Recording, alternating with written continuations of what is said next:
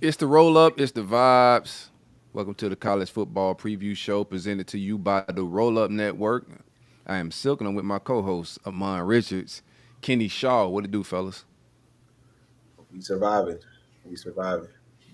I feel like a Yeah, Seminole today, though. You know what I'm saying? Getting by every week. You know, escaping. So feeling good though. Not a little under the weather, but You call it escaping. Kenny calls it a turtle head. definitely. That's what it looked like. Them emojis in the comments look like turtles. I don't know what that is. y'all got shish kebabs. What do you call it? What do you call it? So Them shish kebabs, man. Them boys having picnics or something. Nah, they escaping. We dominating. So I'm feeling Mm. good.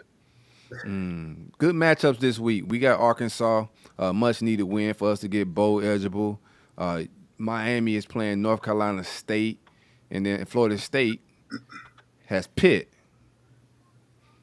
We got three guests coming to kick it. JJ Kitchen from Hell to Pitt podcast is gonna hang out with us. Cory from Pack Pride 247 Sports, and also my man Porter, who's in the chamber from Arkansas. Porter Hayes from Hawg Talk, gonna kick it with us a little bit. Hey Cam, your mic in the background is killing me, fam. There we go. Let me turn that down a little bit. So how y'all boys feeling, man? We made a big announcement this week with the golf tournament. Excited to have that for the Florida State game in Gainesville. I'll be hosting this one in my hometown, but it's something we're gonna run back from year to year, man. How y'all boys feeling about that?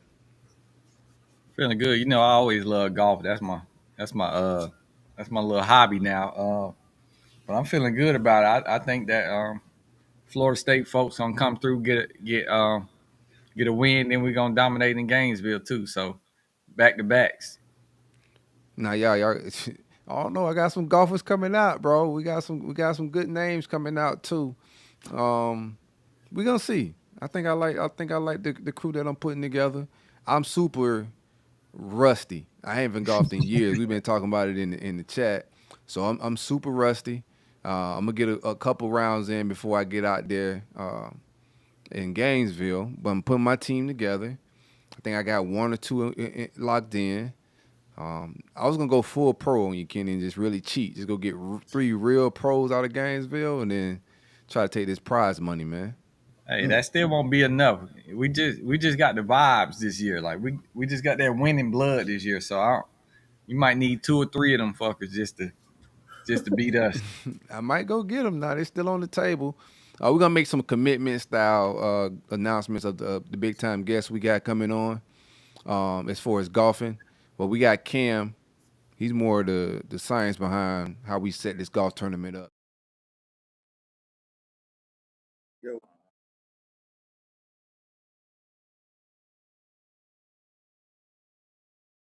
it's me on stage now. Come on, all right, give me just a moment. I don't know what just happened. Amon, you pulling up to the golf tournament? yeah, I'm gonna get up there. I'm gonna show people why. They call me Tiger Hood. You feel me? So I'm Oh gonna do my my little thing. I'm God. gonna do my little thing, man. Nobody called you Tiger Yeah, I'm about Hood, to say bro. he making up shit Nobody already. calls you that, bro. Listen, listen. In Wellington, man, there's a ton of golf courses. You know what I'm That's saying? facts. I That grew is up in that facts. that little environment. Seeing people swing and playing on it. So it's really in me. It's really in my DNA, a little bit, like a tad. So I'm Look, gonna here he go go. there. Look, I'm gonna show Kenny. Listen, I'm gonna show Kenny, man, why UM, man. If you from UM, you can just do anything. You went to Florida State, bro. Like, you know what I'm saying? Like, I don't You know. think Look, you, I ain't look. That's the difference. I'm gonna kick your ass, and I ain't grow. I grew up with flips and candy ladies, and I'm gonna kick your ass hey, not the just like that. Just like that. Look, I don't hey, know why this did this, but hey, I'm not gonna lie, Candy Lady is that's whoever got a Candy, whoever's still a Candy Lady to this day, they the real like blessing. I think that's a dead art form, They man. the reason for all our Entrepreneurship. diseases and sickness nowadays. It's not. I don't think it's a thing no more, man. You can't be really just slinging pig feet like that, bro. shit. Hey, Hey, trapping out your house is crazy. Trapping hot sausages and pickled eggs. Bro, it's a small world, man. Like one of my homeboys went to graduated with your mom's, bro. Yeah, see what I'm saying? Yeah, it was like a What? small world, bro. I That took is. my son to get a haircut this past weekend. One of my partners, cut his hair, but we all in the same friend circle, so we was just talking, and then the show came up. He was like, "Yeah, man." I said, bro, I didn't know among people was from Belgrade, and then my partner was like, "Yeah, his mom's graduated with me." I was like, "Oh hell, it's a small ass world." Yeah, man. She went to school with like Fred Taylor, Yeah, Rita yeah. Autumn. Like that was like her era. Yeah, it's crazy, crazy small world, man. Let's break down this golf tournament with my man Cam here. I think I got it figured out. Boom. Cam, what it do, man? Super producer from Stadium Miguel, come and hang out with us. He helped us set up the golf tournament. Cam, break it down to us how we got it all set up. First off, right now, I think we're gonna put the tickets on sale Sunday. I think I'm gonna pull the date up a little bit earlier than we originally wanted to, Cam. So the tickets officially go on sale for the 4-man scramble. Break down the 4-man scramble and the science to the entire tournament, Cam. So it's going to be a 4-man scramble at Ironwood Golf Course, Friday the 24th. We're going to start at 12. Registration is going to be at 9. It's going to have catered lunch and drinks as well. They'll have cart girls around the course ready to, make it happen all day for us. Whoa. Um, Whoa. Hey, no you. Hey, no UM strippers. That sound Hey, crazy hey, right don't bring there. them strippers from Miami now. Hey, That's Boy, what it that's a, sound like. okay. That sound crazy. I ain't gonna lie to you, bro. I got uh, yeah, 4-man scramble. We're going to do T-busters. We're going to do mulligans. We're going to do the rope. We're going to have a long drive contest. We're going to have closest to the pin contest. We're going to have a putting contest at the end of the day. We're going to have a 50-50 raffle. And hopefully, we will have a silent auction set up as well. So, anybody who's looking to maybe know that they're not going to win, but maybe want to take something home with them. But as far as prizes go, winner's going to take home $2,000, and their school is going to get a donation from the tournament to their NIL fund, or we haven't decided exactly what it's going to go to, but something to that effect. Um, A charity of their liking, I think, is the route we want to go. I would hope that they send it to their NIL fund, to be honest. Yeah, because Kenny done win. I don't want to help them recruiting and whatnot, you know. Well, that's up to Kenny. Oh yeah. Florida Let State me ain't put even my got no let me golf put my tournament. mastermind behind that one. Look. But yeah, they're gonna cap it at 30 teams. So honestly, if you guys are wanting to play, y'all need to. If you're not sponsoring the tournament or being a sponsor, you need to purchase tickets probably Sunday. I imagine it's going to be sold out as soon as we open it up to general admission. Yeah, Correct. for sure. But there, hopefully, we won't have any cheaters out there this weekend. There's going to be enough people out there that you'll be being watched. So it should be a fun scramble. Everybody knows a 4-man. Your score is going to have to come in at least like 18 or 20 under to win. So Everybody in my mention, a lot of people in my mention saying that people are gonna be cheating for that type of prize money. there's enough people there. I think with the amount of sponsors that we'll have there on each hole, that people will keep everybody honest. Um, and honestly, like if we catch you cheating, like there goes your money. So I don't know why you would try it while we were in the middle of a tournament, but it's a scramble, so it does happen. Yeah, yeah, yeah. I come back with a Tiger Woods score. Y'all gonna be like, what the? No, sir, bro. Yeah, Like, nah, hey. Hey, I'm definitely gonna be slimy out there. Hey, let me tell you. nah, bro, you can't. We trying to run a golf tournament. Here go a month, he gonna be Hey, slimy out there, bro. Like, what are them you doing? Hey, hurricanes, man. Them hey, hurricanes. hey, Look, hey, hey, Florida State, damn Florida. hurricanes, Hey, man. Florida State, Amani, Florida, man. Hey, all best off. Nah, I'm playing. That's Nah, gonna be a man, good I'm looking tournament, man. forward to it, man. We're gonna see what's up. We got a couple big names already committed to it. We're gonna get these flyers and graphics going to promote it a little bit, do our marketing thing with it. But yeah, if you're trying to golf with some former players, we think about doing a little mixer beforehand for people that don't want to golf but want to just come out, hang, and just maybe have some drinks and vibe. I think we're gonna put together some tickets for a mixer type vibe as well. If y'all want to come, just do some meet and greet and chilling. That's a possibility as well. But we finna hang out a little bit, man. We're gonna run this back in Tallahassee next year. We're gonna do some. We finna do just golf tournament regardless. Like it ain't even gotta be a game. This is just something we finna intertwine around the network, shoot some content, have some fun. I think it's a good look for our culture. You know what I'm saying? Like to see us out there and this is not something you see on a regular basis, man. So we're gonna shoot some fire content and hang out a little bit. What else you got, Ken? Y'all got any questions or anything, or like what else is? I mean, a golf tournament is pretty straightforward. Like we're here to hit the ball and win some money. So Yeah. I just need to know how fast the green's going. I'm just playing with you. I'll make Nah, sure we get that number from them before that we shoot the shotgun. Have you played at Ironwood? I have actually never played at Ironwood, so I've played at Bostic multiple times, played at Gainesville Country Club multiple times, but I've never actually played Ironwood. So it's gonna be my first round there as well. It's gonna be interesting. We'll see what's up. So get Justin and the Uh, boys to pull up. as Get you far a as the team. contest goes, we'll have long drive competitions. Probably gonna get a new driver. Um, Closer to the pins, probably gonna get around a $500 card to PGA Superstore. And then the putting contest is going to be 50-50. And if you win the putting contest, you'll have one putt to win the entire pot. So it'll probably be a pretty decent number on that putting contest. well, I like me. I like me on 3 of them. Okay, Kenny, we'll see. I can't Right see on. it. What's your drive look like, Kenny? Man, if I get a hold of, I'm well past 250. Oh, you're going to have to hit past 300 to win this. But I ain't going for macho. I like the finesse game. I like they call me the par 3 specialist. So Play long Nobody calls you that, bro. man, I'm gonna send you a video making after this. nicknames Hey, on here, bro. I'm Nobody gonna send calls you a you video. that, Hey, bro. look, I don't come on here and lie. Look, the world know that. So I'm gonna send you the video. You gonna hear the background. Par 3 specialist. Hey, listen, I don't make up shit. I just be We'll see. golfing. That par 3 is going to have the name on it, whoever's closest. So whenever you don't hit it closer, just remember that name. Golf a humbling sport. I'm just happy to be connecting with the ball. That's it. It's going to be fun, man. I cannot wait. The content about to be gas. I'm excited about the type of content we about to get while hanging out there, man. We're packed.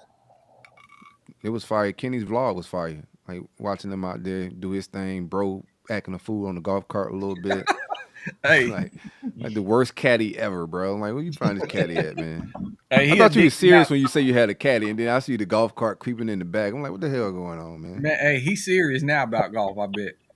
Nah, he been talking it up, bro. When he left there, he hit me. I was like, bro, we gotta do golf tournaments. He had a good time. So here we go, bro.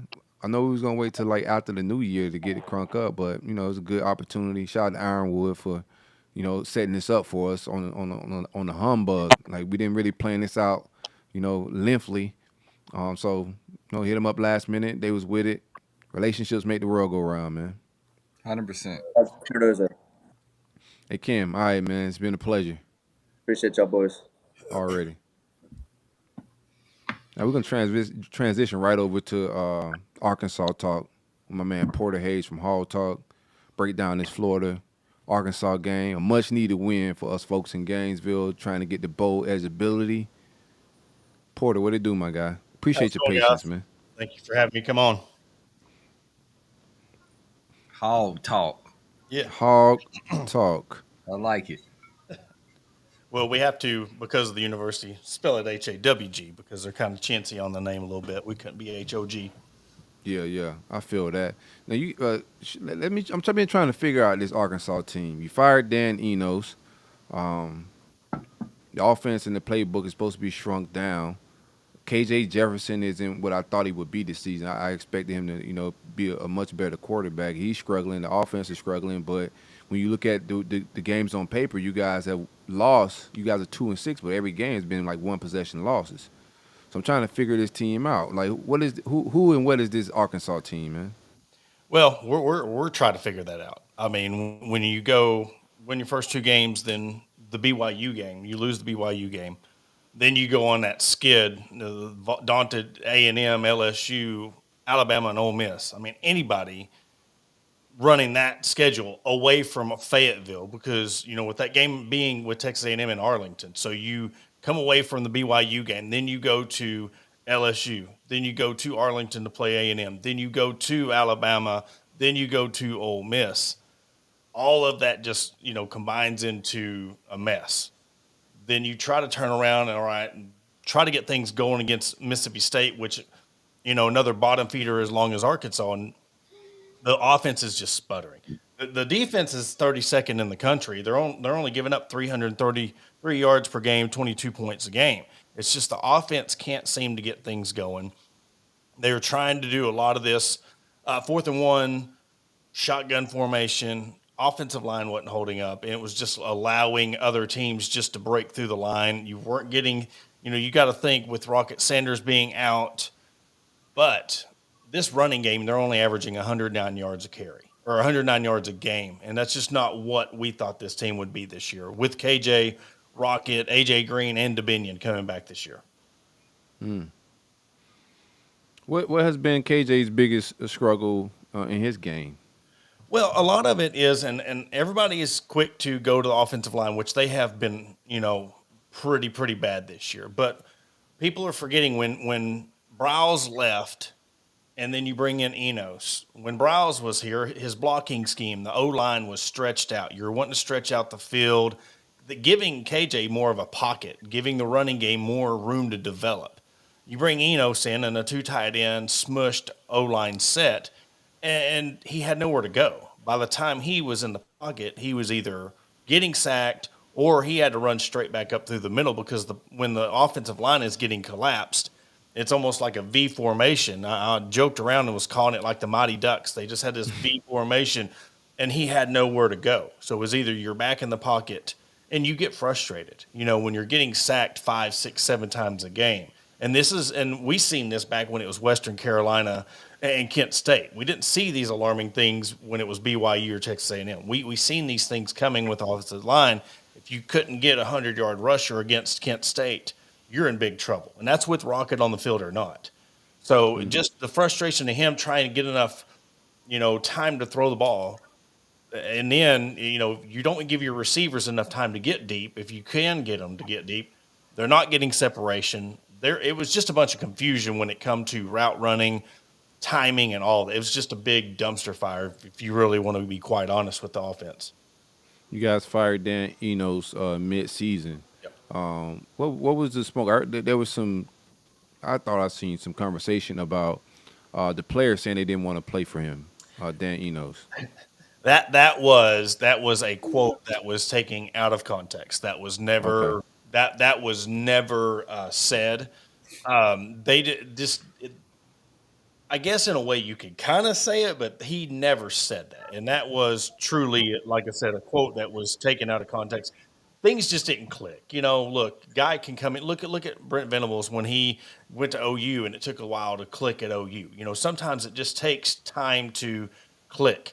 It just wasn't working. And let's be honest, how much do we put this on KJ? Because if you're having to shrink down the playbook by 30%, I don't know. Enos has looked mid at Miami. Our Miami guys just left out of here, but Eno looked a little crazy at Miami, and then he get out to Arkansas. It could be a reoccurring thing with him as well. well, and if you look at what he did with Tua's brother at Maryland, I mean, he improved them. If you get the right quarterback, you're able to Right. do things. But it's just you hear that Kendall Browse adapted to KJ. Enos didn't adapt to KJ. Yeah, I'm not putting anything on KJ. It was Enos didn't want to adapt. He wants to try to Right. run pro style offense. And now you got Kenny Guyton coming in.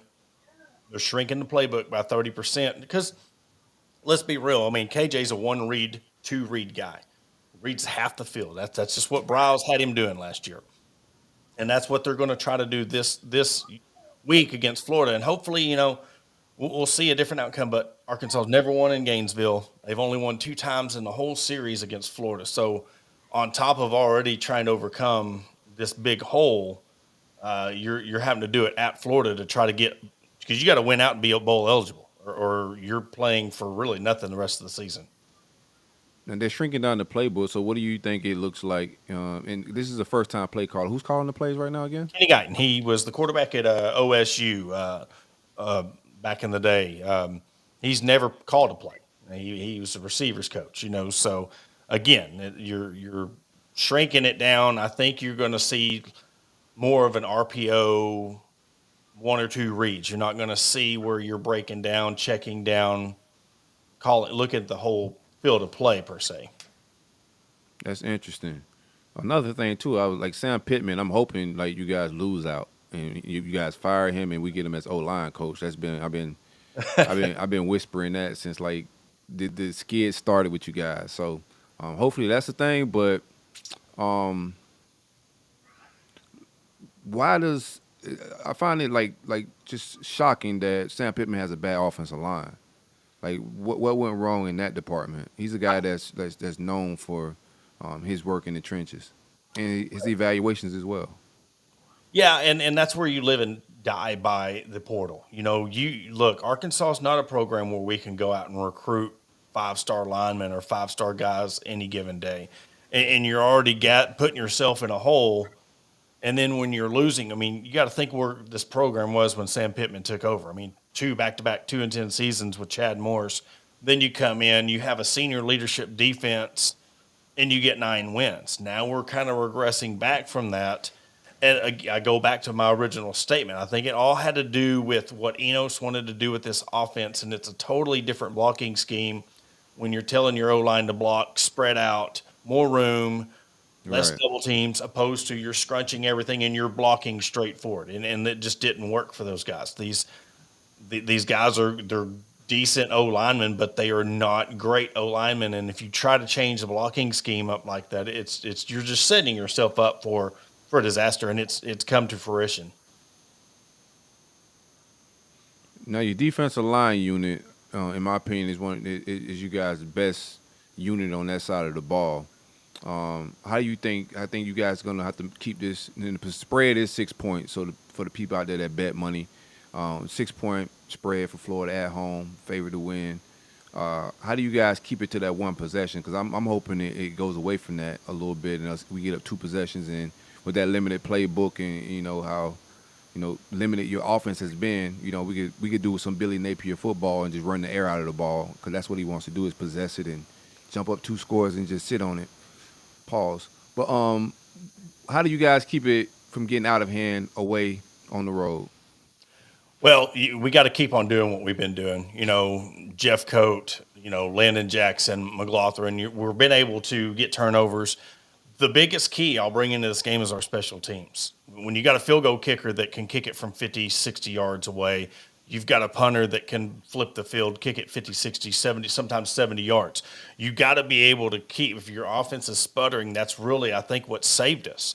We've been able to flip the field. We've been able to kick field goals from deep instead of having to punt when we're, at the 40 or 50-yard line. That's going to be the biggest key. Plus, the defense has got to have faith in the offense. The offense has got to give back. I mean, the defense has been carrying this team pretty much the whole season. So that's going to be the key. Red zone defense. If Florida gets in the red zone, keep them out, hold them to field goals. We got to get those wins as much as possible, and we can't have 3 and outs. We got to have sustainable drives to put something together. Because look, I'm just going to be dead honest with you guys on this game. Arkansas is going to have to come out punching in the first quarter to show some kind of difference, to show that there's going to show some kind of fight.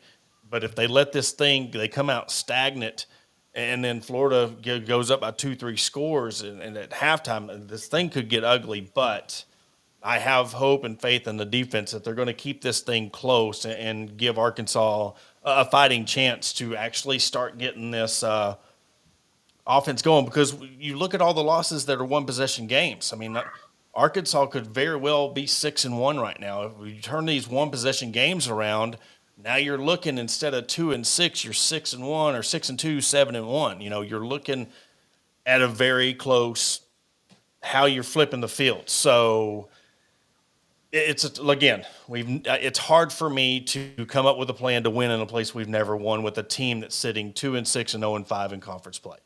Hey, this the year, man. Let's hog tie these fuckers. They doing Hog tie is goofy. not what he want, bro. Like Hey, that's him.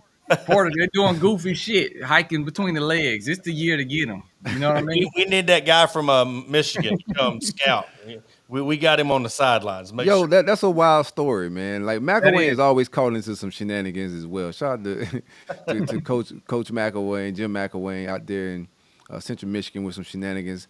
that whole spy thing is the craziest shit I ever seen in college football, It bro. keeps getting crazier and crazier every day about the whole glasses and the blue light and buying tickets from both sides of the state. I don't understand what's going on with it. That shit, hey, that shit deep.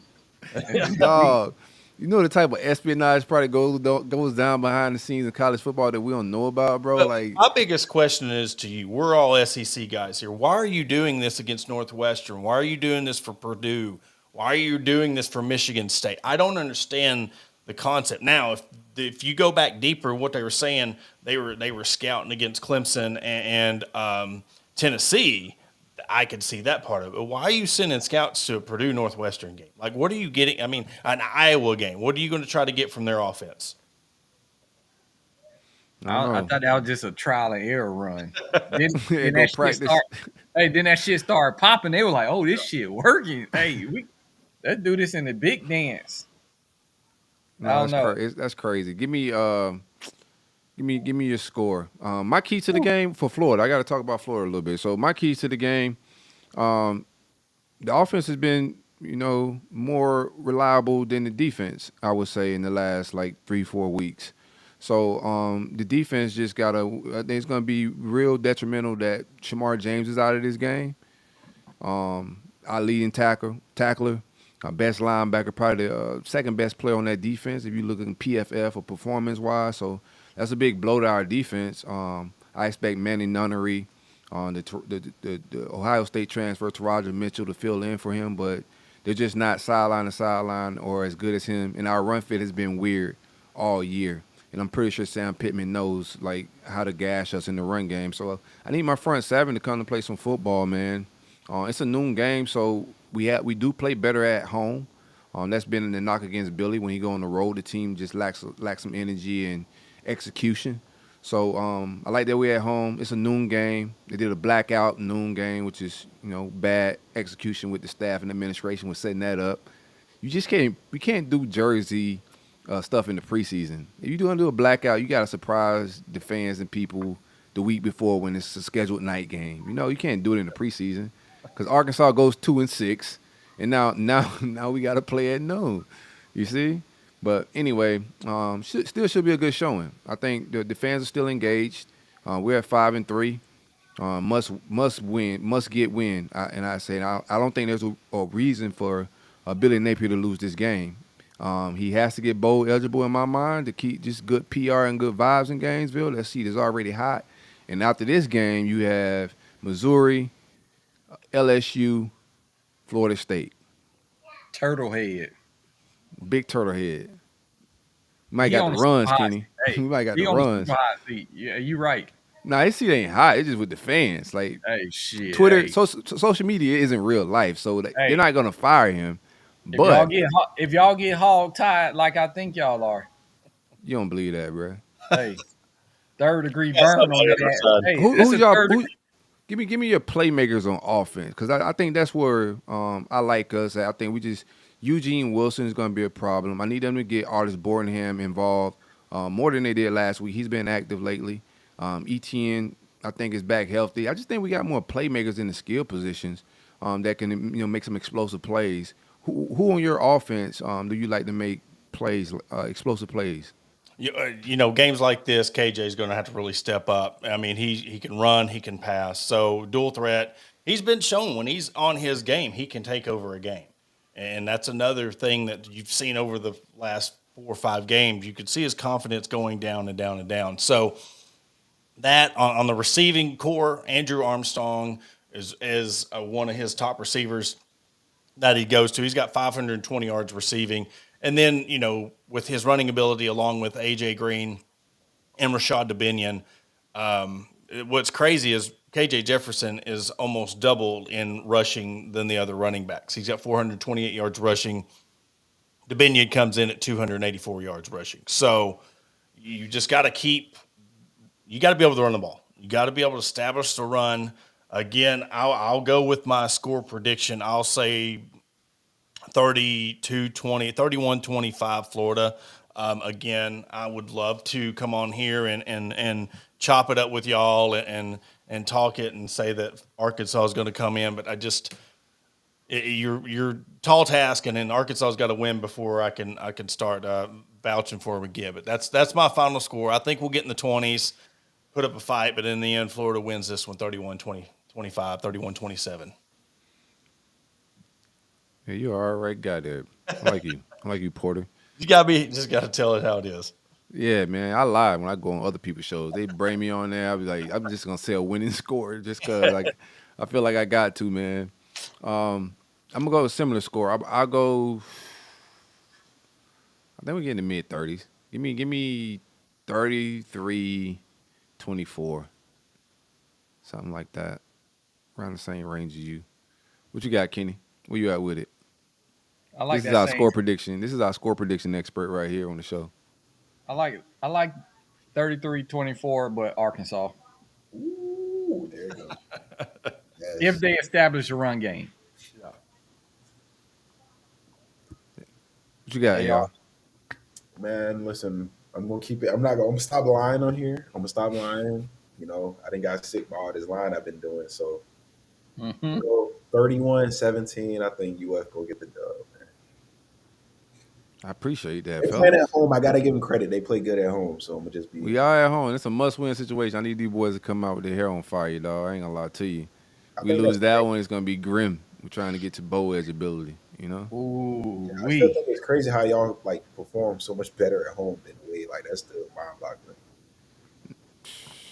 Now, you telling me. like, I get story. it. Yeah. Nah, I don't get it, bro. Um, last game, bro. I don't even. Whatever. We're not finna talk no Georgia. I'm trying to get over that, bro. That was that was rough. Hey, I will appreciate you for hanging out with us, Porter. No problem. No problem. Thank you for having me on. Hey, man, tell the people where they can find you at. At the Hawg Talk podcast on Twitter. You can find us on Facebook. We go live on Sunday nights at 7 o'clock Central Time. That would be 8 o'clock your time. So hopefully, when we're talking on Sunday, maybe we're talking about an upset win over Florida on Sunday. But that's No, no, no, no, no, no, bro. Won't be none of Pull that. back up. Pull back up Sunday. I will. I'll catch y'all later. If y'all win, definitely we'll hit you back up to come on here and kick it with us for Everybody sure. talk about basketball. Yeah, I'm gonna be ready to talk about basketball if y'all win. That's Y'all a can fact. touch some basketball. We're good on that. Yeah, I think we're gonna have an alright team this year. We're gonna see what's up. I've already started lying about basketball. All right, Porter. Have a good one, my guy. Yes, sir. Thank y'all. We about to transition right over to some Miami versus NC State talk. We got my man Cory Smith from 247 Sports.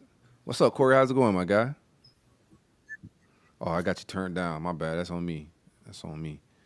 What's up, my dude? Doing well, man. How are y'all doing? Shit, I'm just waiting on his ass whooping y'all about to get these boys. There we go.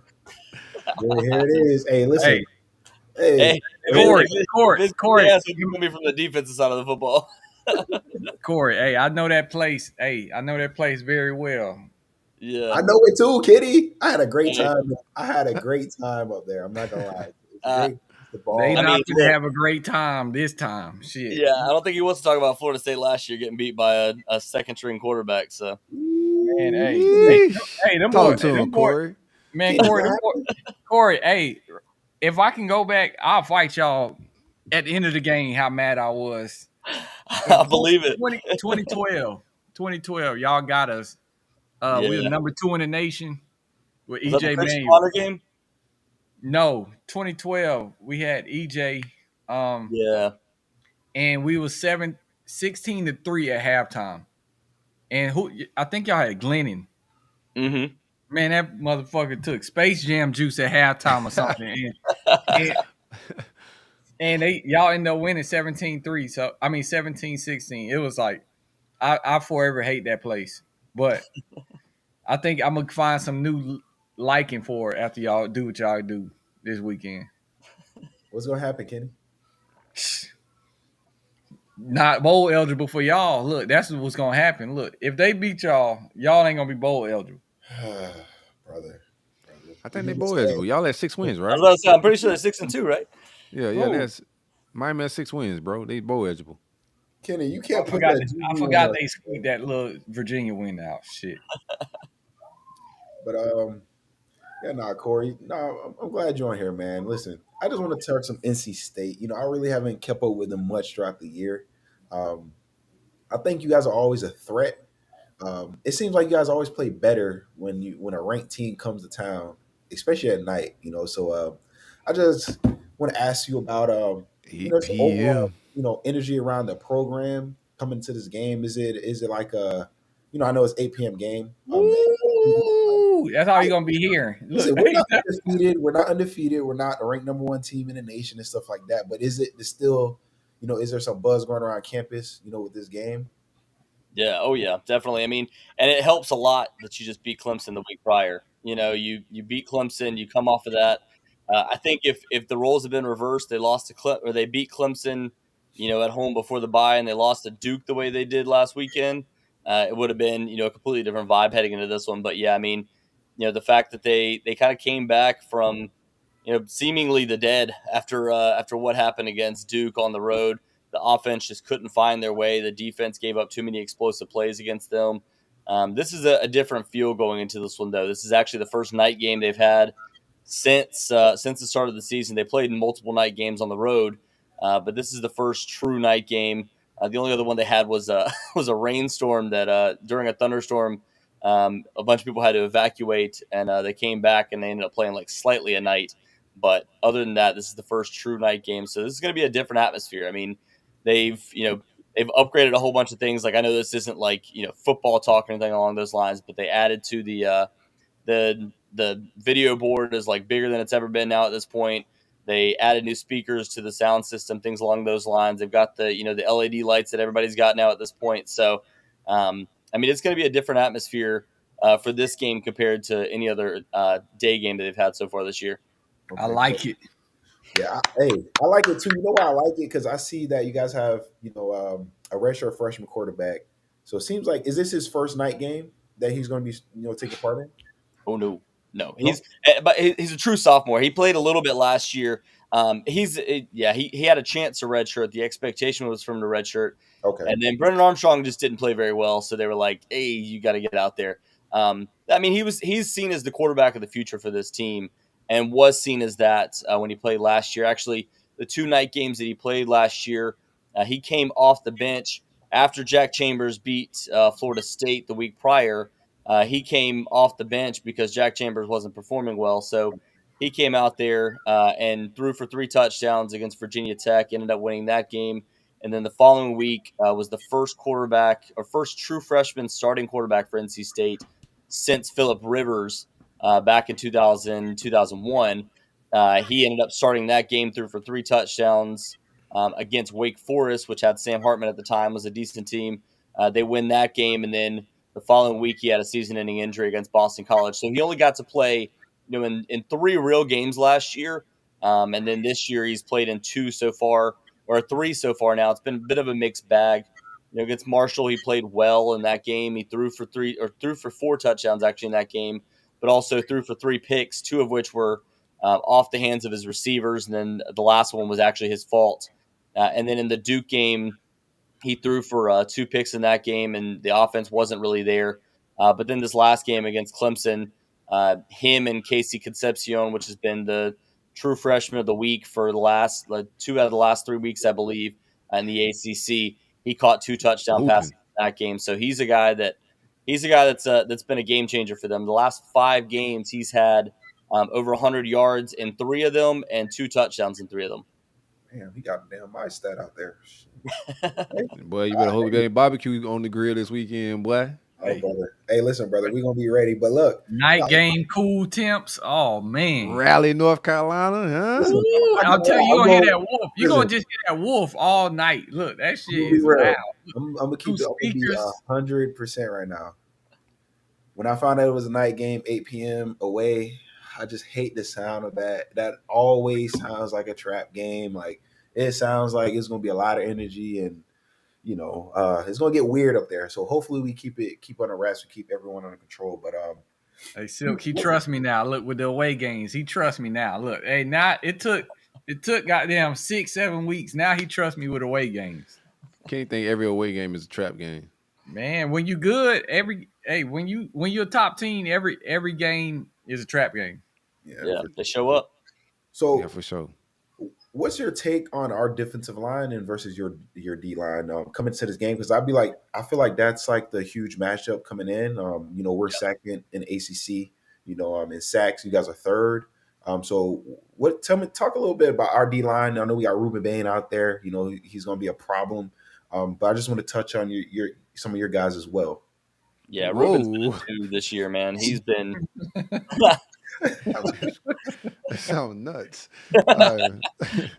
Ruben's been a dude though, man. Like he's gonna be a tough one for this offensive line. First before we jump into the NC State's defensive line, like the matchup there for NC State's offensive line versus that defensive line is one of the toughest because they've been doing some shifting around along the offensive line. Like to be honest with you guys, they shifted the right tackle over to right guard. He's more of a natural guard, so they put him there, and then they slid a guy that has rarely played out to right tackle. So you've got some inexperience along the right side of that line. Trying to run the football has not been easy for this team over the last several weeks. So it's going to have to come down to making some quick plays, getting into the hands of receivers to be able to keep that defensive line, pushing and getting it down the field as opposed to, just trying to hit some deep shots. So I think that's kind of what the offense is going to go with early on is trying to find ways to, hit short intermediate routes, get the ball moving, and then try to find ways to run the football against that defensive line because it's been, like you said, it's been stacked all season long. For NC State's defensive line, the big thing for them has not necessarily been, one particular guy at the top. Davin Van, former all-state wrestler in the state of North Carolina, he's extremely athletic. He's a guy that gets after the football. He actually sacked Tyler Van Dyke the last time they played as a guy that was a true freshman at that time. So he's played extremely well over the last several years and gotten increasingly better. He wears the number 1 jersey. That's the biggest leader on the team. Isaiah Moore has worn it for the last 3 years. That's who Dave Doran gives their biggest leader on the team, whether it's offense or defense. So he's wearing that. Gives you an idea, where they think of him and how highly they think of him. The rest of the defensive line, Savion Jackson's been a good run stopper for years. At the opposite, in the middle there, C.J. Clark has been a guy that was a starter for them last year or 2 years ago, actually, and then had to leave the game against Clemson and has kind of been working his way back. He's been really good this year too. But the big thing for NC State has been their depth at the defensive line. It's the guys behind them, like Red Hibbler, a guy that was at JUCO level this time last year. He's been the leading leading sacker? I don't know. Like he's been the leader in sacks so far this year for NC State. And then Brandon Cleveland's been really good, a kid from Florida that I know that Miami was looking at for a little while there. Ended up going to NC State, and then another guy at the right end position too that's been playing really well. So they've got a bunch of guys that can kind of rotate in, and they don't lose much as far as the pass rush is concerned. And then they actually utilize their linebackers more as pass rushers just because of the fact they use a 3-3-5 stack. So this is a team that really tries to get after the football with Tony Gibson. They utilize as much as they can. They'll drop 8 at times and leave those the three guys up front and blitz a linebacker on the outside to be able to try to create pressure. So talk to me about Peyton Wilson, man. He's a dog, dude. Straight gangster, man. Yeah, 89 tackles so far this year. He leads the nation in stops, which is what PFF ranks as they say basically defensively you stop a team from being able to either gain a big have a big gain or stop them at or behind the line of scrimmage. He has 43 stops so far this season. So out of his 89 tackles, almost half of them are defensive stops. He's also been the best coverage linebacker in the ACC so far this season. He's number 3 in the country when it comes to the PFF grades. He's only given up, I want to say 111 yards on probably 15, 16 targets so far this season. So for a linebacker going against tight ends, going against slot receivers, he's been really good there as well. The one question mark for him, he got a little dinged up in the game against Clemson. So how healthy is he fully for this game? I was told that he was expected to return to practice today. I've been told that's exactly what happened. They got him back out there. He's a guy that's been in the system. This is his 5th year. He returned for a 5th year. He wasn't able to play the last time against Miami. And that was a big issue for this team was that late game situation. If you go back to that Miami game back in 2021, I wrote a story about it today. Guys kind of reflecting on how upset they were about that game in general because it was a game that was winnable for them. And the fact that they gave up that big play to, I forget the tight end's name at this time, the Miami tight end that caught the pass, but a guy that came in as a backup, missed the assignment, dropped low, and he ended up leaving him wide open across the middle for that big gain for 16 yards, and that was what led to it. So having a guy like Peyton Wilson in this game is a game changer for them because he was out for the last two that they played against Miami. Do you know what the injury was by chance? Don't tell him. Don't tell him. I want to take a note. Just make sure I let my guys know. No, it was just what I was told was it was just bone on bone injury. It was I believe yes, bone like he hit somebody else's bone with his knee, and he's not a guy that has a ton of cartilage there because he's torn the ACL a couple times, so he's had to have it replaced. But yeah, he's a guy. I mean, look, he's played through a lot of stuff. I mean, his the 2020 season. Give you guys a little bit of backstory, like how much of a dude this guy is. 2020 season, last game of the year. It's senior night for a bunch of dudes. It's not his. And first half, he dislocates one of his shoulders, and he continues to play through it. They go into the locker room. They realize he's dislocated both of them. They try to pop him back in place. He goes back out there and makes another tackle in the second half, and is like, "Nah, I got to come out of the game." So the guy came in with two dislocated shoulders to try to continue playing a game. So that tells you how much he's going to try to play.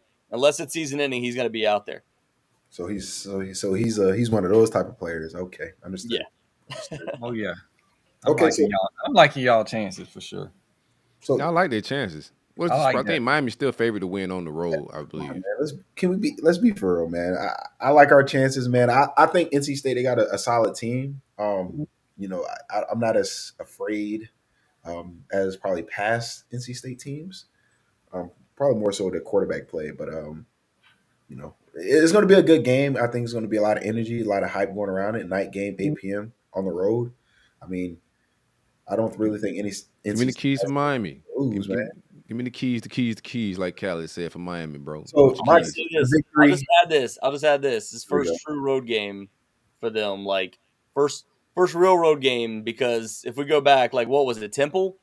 He said that's a road test on this show. Yeah. That was blasphemy. Corey, he came on this show and said that's a real road test, bro. No. You did say that. You did say that. Hey, Temple. I said it. And then UNC too. Like UNC, even as a top 10 team, had like 3/4 of their stadium full. So with Florida State fans in it. Yeah. That's facts. Listen. Okay, I'm sorry. Go ahead. 3 keys. My bad. You're good. I think our 3 keys, man, is I'm gonna start with our lowest key.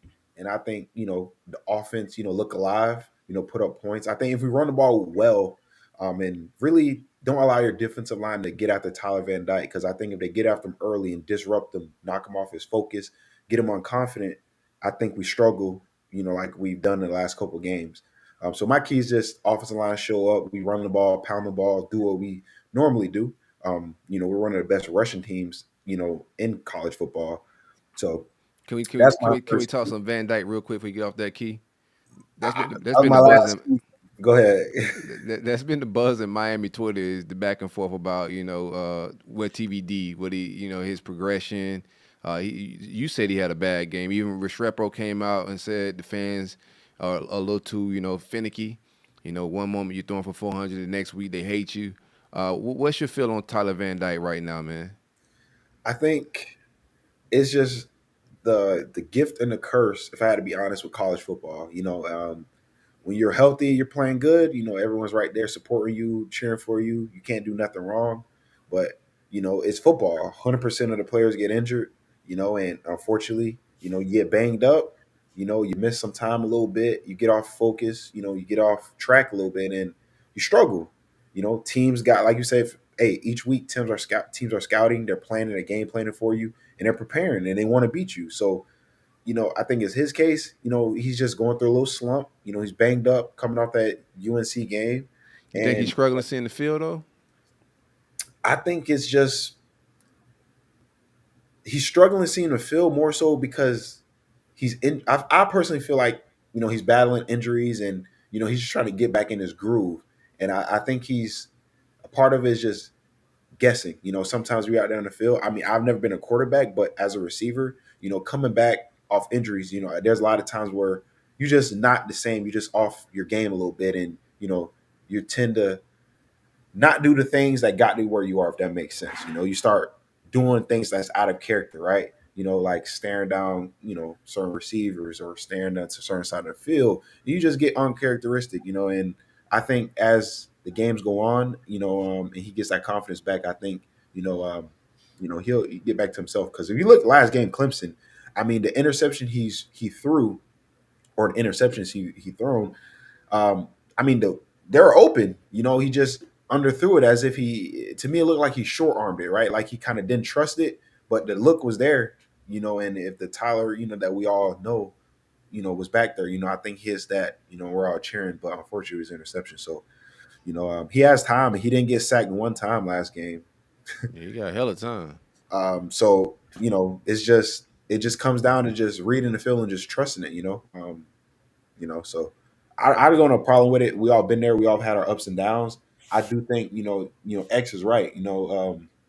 To be in your home stadium and to have your own fans boo you, I mean, it's not going to really help. You play better when the rival team is booing you and telling you suck, right? You tend to, play a little better. But when your home team is booing you, and I mean, it makes you feel, worse. Matter of fact, it makes you overthink everything twice as worse. Are they wrong? I mean, they're not wrong, but there's interceptions the last 3 games. So yeah, he's thrown for 7 interceptions his last 3 games. Yeah. Oh so, my God, that's shit. Oh yeah, no, that's what I'm saying. So it's Kenny about to boo him now. It's like a rock and a hard place, man. Like 2 picks a game. Yeah, 3 against Georgia Tech. Yeah, but the interceptions, I get why they're upset, because they're not like regular interceptions. They're just bad interceptions, right? They're it's literally like going right to the defense, and I think part of it, teams are scheming up some looks on us, and for whatever reason, this cover 2 is making us. Matter of fact, I don't know why I'm saying this, but when teams run cover 2, I mean, if you look, that's when a lot of these interceptions are happening. Cory ain't got a snitch. Like, They got film over there, bro. You don't have to worry about Tony Gibson running a whole bunch of cover 2. Hey. He's trying to drop exotic blitzes, not cover 2. So he's sending that. He's sending that heat. He ain't sending no zone, huh? He's sending that heat. Nah, he sends heat all the time, man. There was actually a sack that they had in the last game against Clemson. They actually dropped 10. They dropped 10 and got a sack because they disguised a linebacker on the right side. Nobody along the offensive line picked it up. All three of the defensive linemen dropped back after initially engaging, threw their hands up so they could get a pass over. Jalen Scott linebacker just blew him up.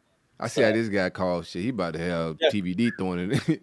TVD about to throw so many. If he got that type of exotic shit dialed up. Only thing I was going to add is this game feels very similar to NC State and Clemson this past week, where if NC State is able to force turnovers on Tyler Van Dyke, on the running backs, if they're able to figure out ways to be able to turn the ball over and get the offense in good position or find ways to score, which is what Peyton Wilson did last week. He had a pick 6 in last week's game. Then that changes the momentum of this game, and that gets the crowd behind you. But I mean, this, like we were saying earlier, this offense is not great. It's still got a lot to figure out outside of Casey Concepcion, which is the true freshman wide receiver. That's if you look at PFF, they put out a tweet I think earlier today. He's number 1 in the entire country in receptions, number 1 in the country in receiving yards, number 1 in the country in receiving touchdowns among true freshmen. So, unless those guys get going, this offense isn't really there right now. Yeah. Where is he from? North Carolina. Okay. No, he's not from New Orleans or like that. No. I thought you were going to say Palm Beach, man, because that sounded like a Palm Beach guy stat, man. They got a couple guys there. Kendrick Raphael from Naples is a running back for them. They got a couple defensive players that are from Florida too. So those are. I was camping out in Palm Beach County for a little minute there, man. Yeah, got some guys go up there for sure. Tony Gibson recruited that hard, the defensive coordinator for NC State. Caden Fornham is another one. Sean Boone was Sean Boone was there. Yeah, Earl Wolf for several years. Yeah. Okay. So I think you kind of touched on your keys, but just give me your 3 keys to victory and how you guys gonna pull off this. Let's just call it an upset. Because we're coming in. You guys are the underdogs. So what are your keys to victory here? 3 Yeah, of it's them. technically an upset. I mean, upset, I guess, because it's -4. You said earlier a ranked team coming in. I don't. Are they? Is Miami ranked right now? He keep lying like that. No, No, I'm just messing. Listen, that's he my little lied. You spin. just told us loud on the Sunday show, bro. No, but Y'all ain't ranked, man. You but said the they was logo, 23. I said what? the logo holds weight. When teams see when students on campus see the University of Miami is playing they're going to the game. Can we be honest here? Wait, what? When the University of Miami is playing at a stadium like at NC For State, sure. that student body is definitely more up to coming to that game than Oh, really. for sure. Yeah, UNC didn't, but Stop playing. We hold. I'm Yeah, just. y'all trended in the world with that kneeling game. Like they want to Oh, see, God, they want to see like fucking. They want to see the circus. Yeah, they want to see the circus. The circus in town, man. Like Mario Cristobal tried to give away that Clemson game too. Let's not lie. Yeah, He did. tried to give away that Clemson game. But all right, if I'm giving my 3 keys for NC State, if they're going to win this game, it has to be what I just said: winning the turnover battle, which NC State's been able to do.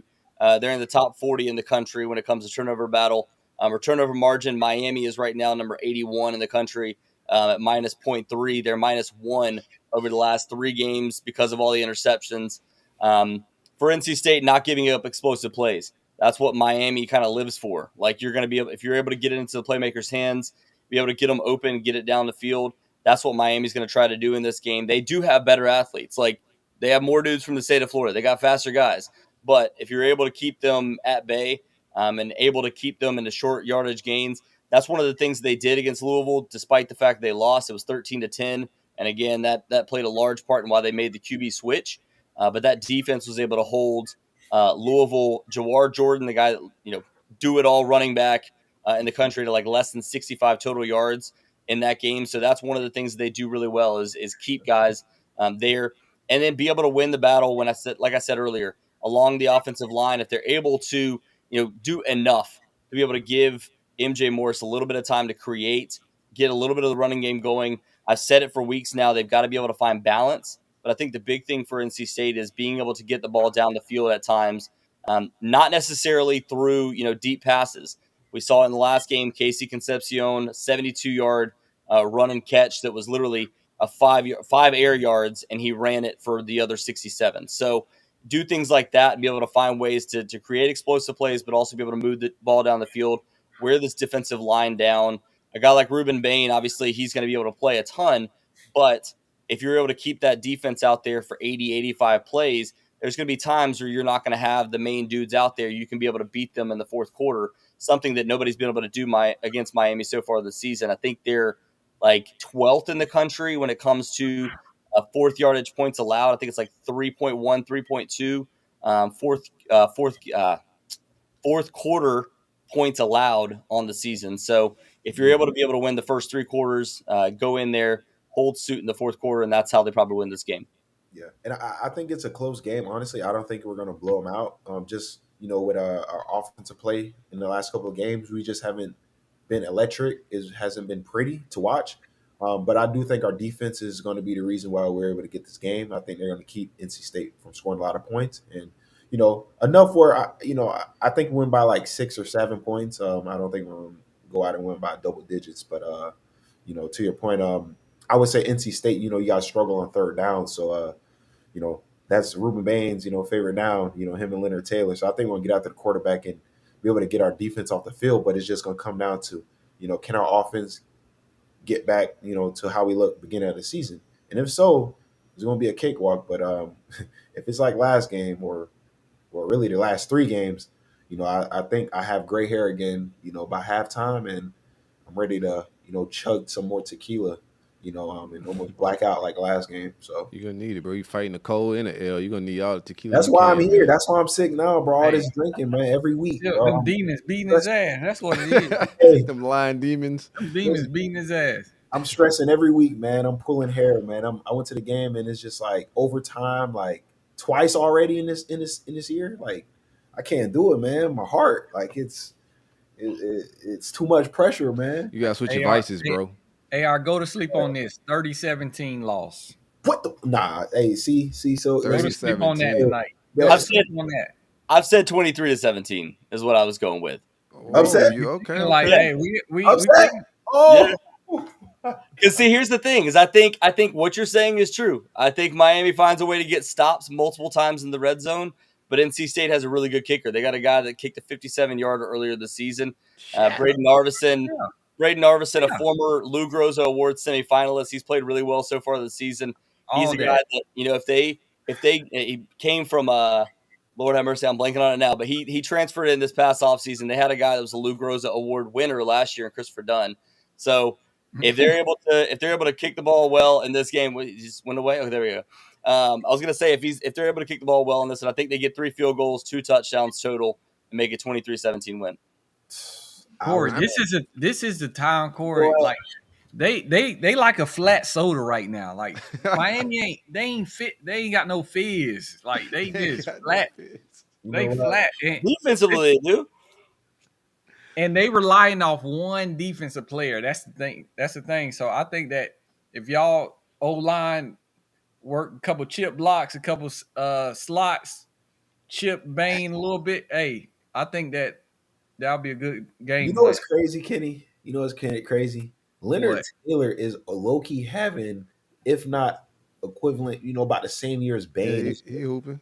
Bain is just taking all the glory. You ever been on a team where 2 guys are just hooping, but one is just capturing all the fame because he's a freshman and he's is looking for. But Bain is throwing grown men to the side and flinging them places, man. Yeah, like, It's the way he's doing it. It's the way he's doing it. correct. It is crazy. It is crazy.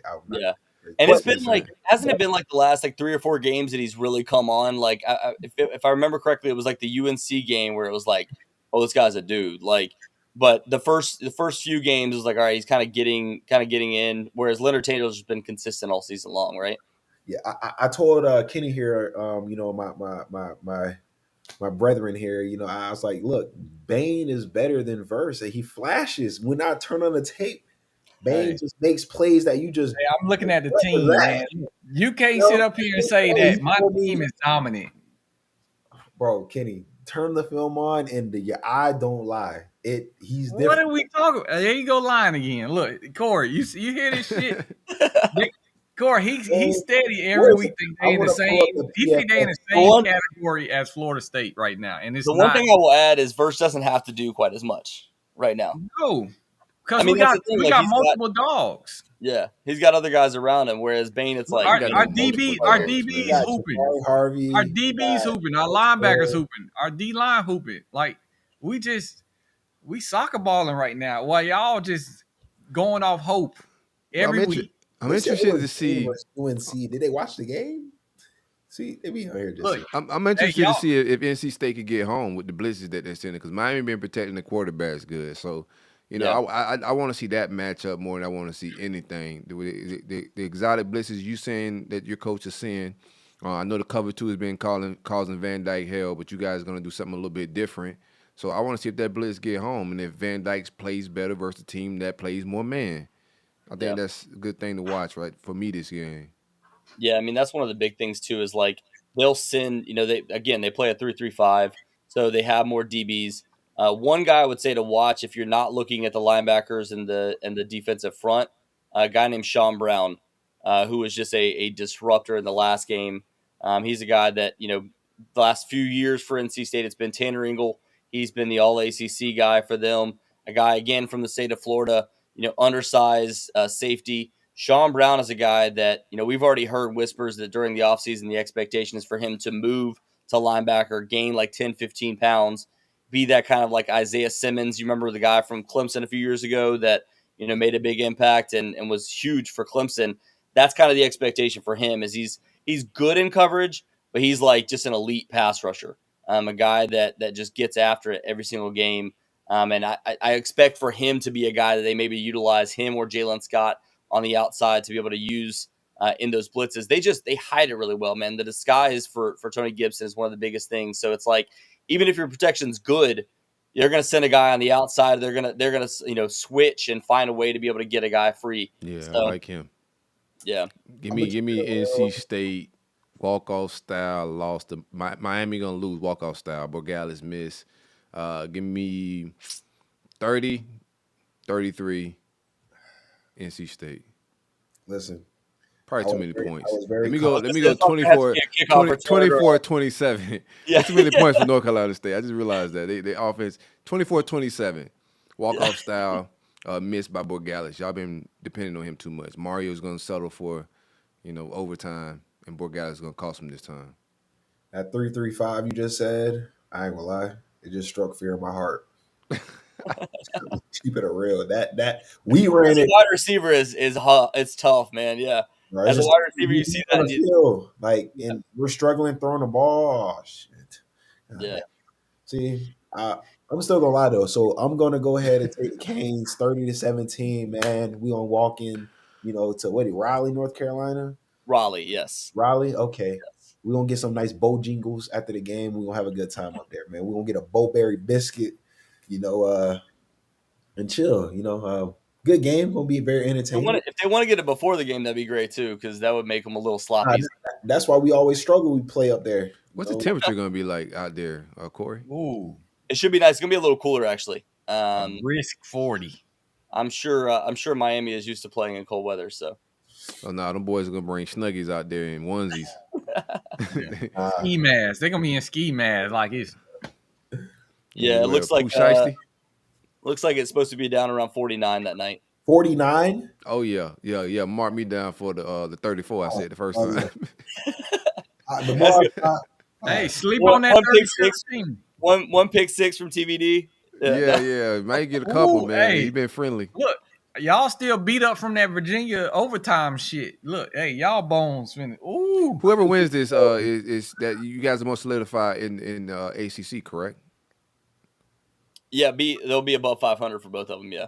Okay. One of the two. Big game for both of y'all, conference wise as well. Yeah, yes, sir. We get the dub. I think we all know it, but we gonna see. Find a ways, right? Hey man, listen, you guys gotta. I think our defense is just better than your defense, and I think that's what it's gonna come down to. So, well, we're gonna find out, man. Primetime game, 8:00. My game's at noon. I can take a little nap, wake back up, and hopefully Miami be losing. And hopefully Florida State loses as well. Hey, Cory, tell the people. Gonna be kicking. I don't think they kicker gonna be kicking in 49-degree weather, like that. I think the ball gonna hurt a little bit, coming off that foot. So wide left. Keep finding ways, man. gotta find a way. Cory, tell the people where they can find you at, my guy. Yes, sir. So on Twitter or X, whatever you want to call it now, you can find me at @RCorySmith, no E on that. And then obviously for Pack Pride, it's at Pack Pride on there. It's about the same any other place that you look for us. And then obviously you can always head to packpride.com to find out all of our stuff that we have, whether you're a VIP. If you're a VIP subscriber to Knowles 24/7 or to Inside the U, any of those as well, you can come over and read all of our stuff as well. So, already, man. Thanks for pulling up and hanging out with us, man. We appreciate it. I appreciate y'all. You have a good one. All right, likewise. Good luck Saturday night. Yes, sir. Hey, y'all pound that like button. Pound that like button. It helps us climb the algorithms. We appreciate y'all for hanging out with us. It's the roll up, it's the vibes. We kicking it. We're gonna do some FSU talk. We got my man JJ Kitchens to come hang out with us from Hell to Pitt podcast. What up, JJ? What's up with it, man? Oh, my bad, bro. I'm tripping with the volumes, man. Amateur hour. Who you like? Honestly, in that game, I think you look at both of those teams. I'll tell you what, it's going to be tough, man. But I'll tell you what, when you go into those games up north, man, you're going up a little bit north. It's getting a little bit colder. I don't know, man. It's going to be tight, but I got to go NC State in that game, man. I think they're going to win that game. Hey, I was ready to lie for him so bad on here. Like, I was literally eager for this. Still got a lot for him, man. Yeah, I got that game like 2017, man. That's going to be a tight game. That's going to be a really tight game up there. Okay. Yeah, I got it as a field goal win type game. And it's going to be off like a turnover or something, man. It's going to be a close game the entire time. If it's a turnover, I'm betting on Tyler. He's got a high hand. Dude, Mario's building the team down there, man. You just gotta quit doing stupid stuff, man. You just gotta do the simple stuff, do the routine stuff, like what Mike Tomlin said. Where were you when you found out Miami didn't kneel the football? Oh my God, I was literally at. It was Saturday night. It was a night game. I was actually at a bar, and I thought Miami had closed out the game. I'm like, man, Miami's starting to push. They're gonna be in like top 15. I almost shit myself when I saw that he didn't kneel it and he ran the football. I almost died. Yeah, it's crazy, man. Because Miami's a talented football team, man. They got a lot of talent on their team. TVD, I thought he's played a lot better this year, much better offense they have this year compared to what Josh Gaddis had last year. I think they're going to get there. Just they got to start being consistent. That's all it is. Yeah. I need him to be inconsistent though, JJ, for this show purpose. I was going to say, it's got 3 Florida teams here, man. It's always good. What's up with your coaches? We're finna talk. I'm gonna let Kenny take over in a minute. But what's up with your coach threw the team under the bus a little bit? My man Narduzzi, he was talking crazy about his own roster a little bit this week. What was up with that? I'll tell you what, man. When you get a microphone to somebody, especially after a humiliating loss, it's been a tough year. It's got a lot of injuries this year, and that's a bit of a reporter taking things out of context. He even said it was on coaching. He talked about how the young guys that are there, plus the injuries, talked about how they're not there yet. You know what I mean? It's just the last 2 years you finish in the top 20. You've had a great year in 2021 winning the ACC. Last year again, you win 9 wins. It's just a tough year, man. I just think it's not normal after the last couple of years that Pitt has had. They've had a lot of talent. The defensive line, for what Narduzzi's known for. You look at their defensive line. I mean, they're usually in the top 1 or 2 every single year in the ACC under Pat Narduzzi. They're at like number 5 this year. It's been a tough year just with all the injuries. They got 11 starters injured, a lot of young guys playing. It's just been that type of year, and obviously the Phil Jurkovec experiment with a quarterback just didn't work out. That was a tough one. And then Christian Veyer, a redshirt freshman, a guy. He's learning. He's learning at this point. He's had a good couple games. He beats Louisville. Up here in Pittsburgh, a ranked win. It's just been a tough year, but they're going to continue to learn, and I expect them to get better next year because there'll be some offensive changes after this year for sure. Yeah. You guys beat Louisville, though. What like, ACC to me is just like a wild bag of mixed shenanigans, man. It's just hard to figure out the ACC. But you guys beat Louisville. What went right in that game? Simple. No turnovers. They limited the turnovers to 0. They were able to establish the run. And then, for what Pitt does, it's a pro-style West Coast offense. Everything's all about timing. It's like anything else that you see, like with the Green Bay Packers or the San Francisco 49ers. It's the same exact offense. The difference is if you're not on timing and you don't establish the run and you commit turnovers or you're 3 and out, it's going to be a long day. And whenever they faced Louisville, it was really just a ground and pound. And then whenever they needed to open it up, they went outside of 11 personnel, not just 11 and 12, but decided to go empty, been able to push the ball down the field, use the middle of the field. Just hasn't been like that the past couple of weeks. And I think that's a lot to do with in terms of coaching, play calling. Against Notre Dame, our tight end is an All-American. Didn't get any targets. That kind of stuff. That's coaching malpractice. It can't happen. It's just been inconsistent. The injuries, the offensive line. We've had we're now going to be in the 9th game of the year. We've had 8 different starting offensive lines this year. So that's kind of where we're at this point, and we have a true freshman starting at right guard. We got a redshirt freshman starting at right tackle. Our starting left tackle was a Matt Gonsalves. He's now declared for the NFL. He got injured, tore his ACL. So now he's going to go off to the NFL. He's getting already prepared. Just been that type of year, but whenever you get collectively, JJ, bro, I appreciate you showing up, dude. I mean, it's with that type of team, with all that you got going on, bro. I'll just stop podcast. I'm gonna be honest with you. That's a lot to deal with, brother. Hey, trust me, man. After the last 2 years of all that success, and then just to have this year, it is what it is. But you know what, though? I think it's a blessing in disguise almost. You get these young guys, a lot of talent, a lot of time on the field. Kenny Johnson, he's a wide receiver, true freshman. He's worked his way in the starting lineup. He's been a hell of a wide receiver. We were lucky to beat out Penn State for him. He's been really good. Kanate Mumfield, Bub Means, Gavin Bartholomew. The weapons are there, man. It's got to be better in terms of play calling, but pretty much Frank Signetti's coaching for his job at this point. But it's crazy, man. Anybody that's ever ranked, for some reason, Pitt can't win the games that matter.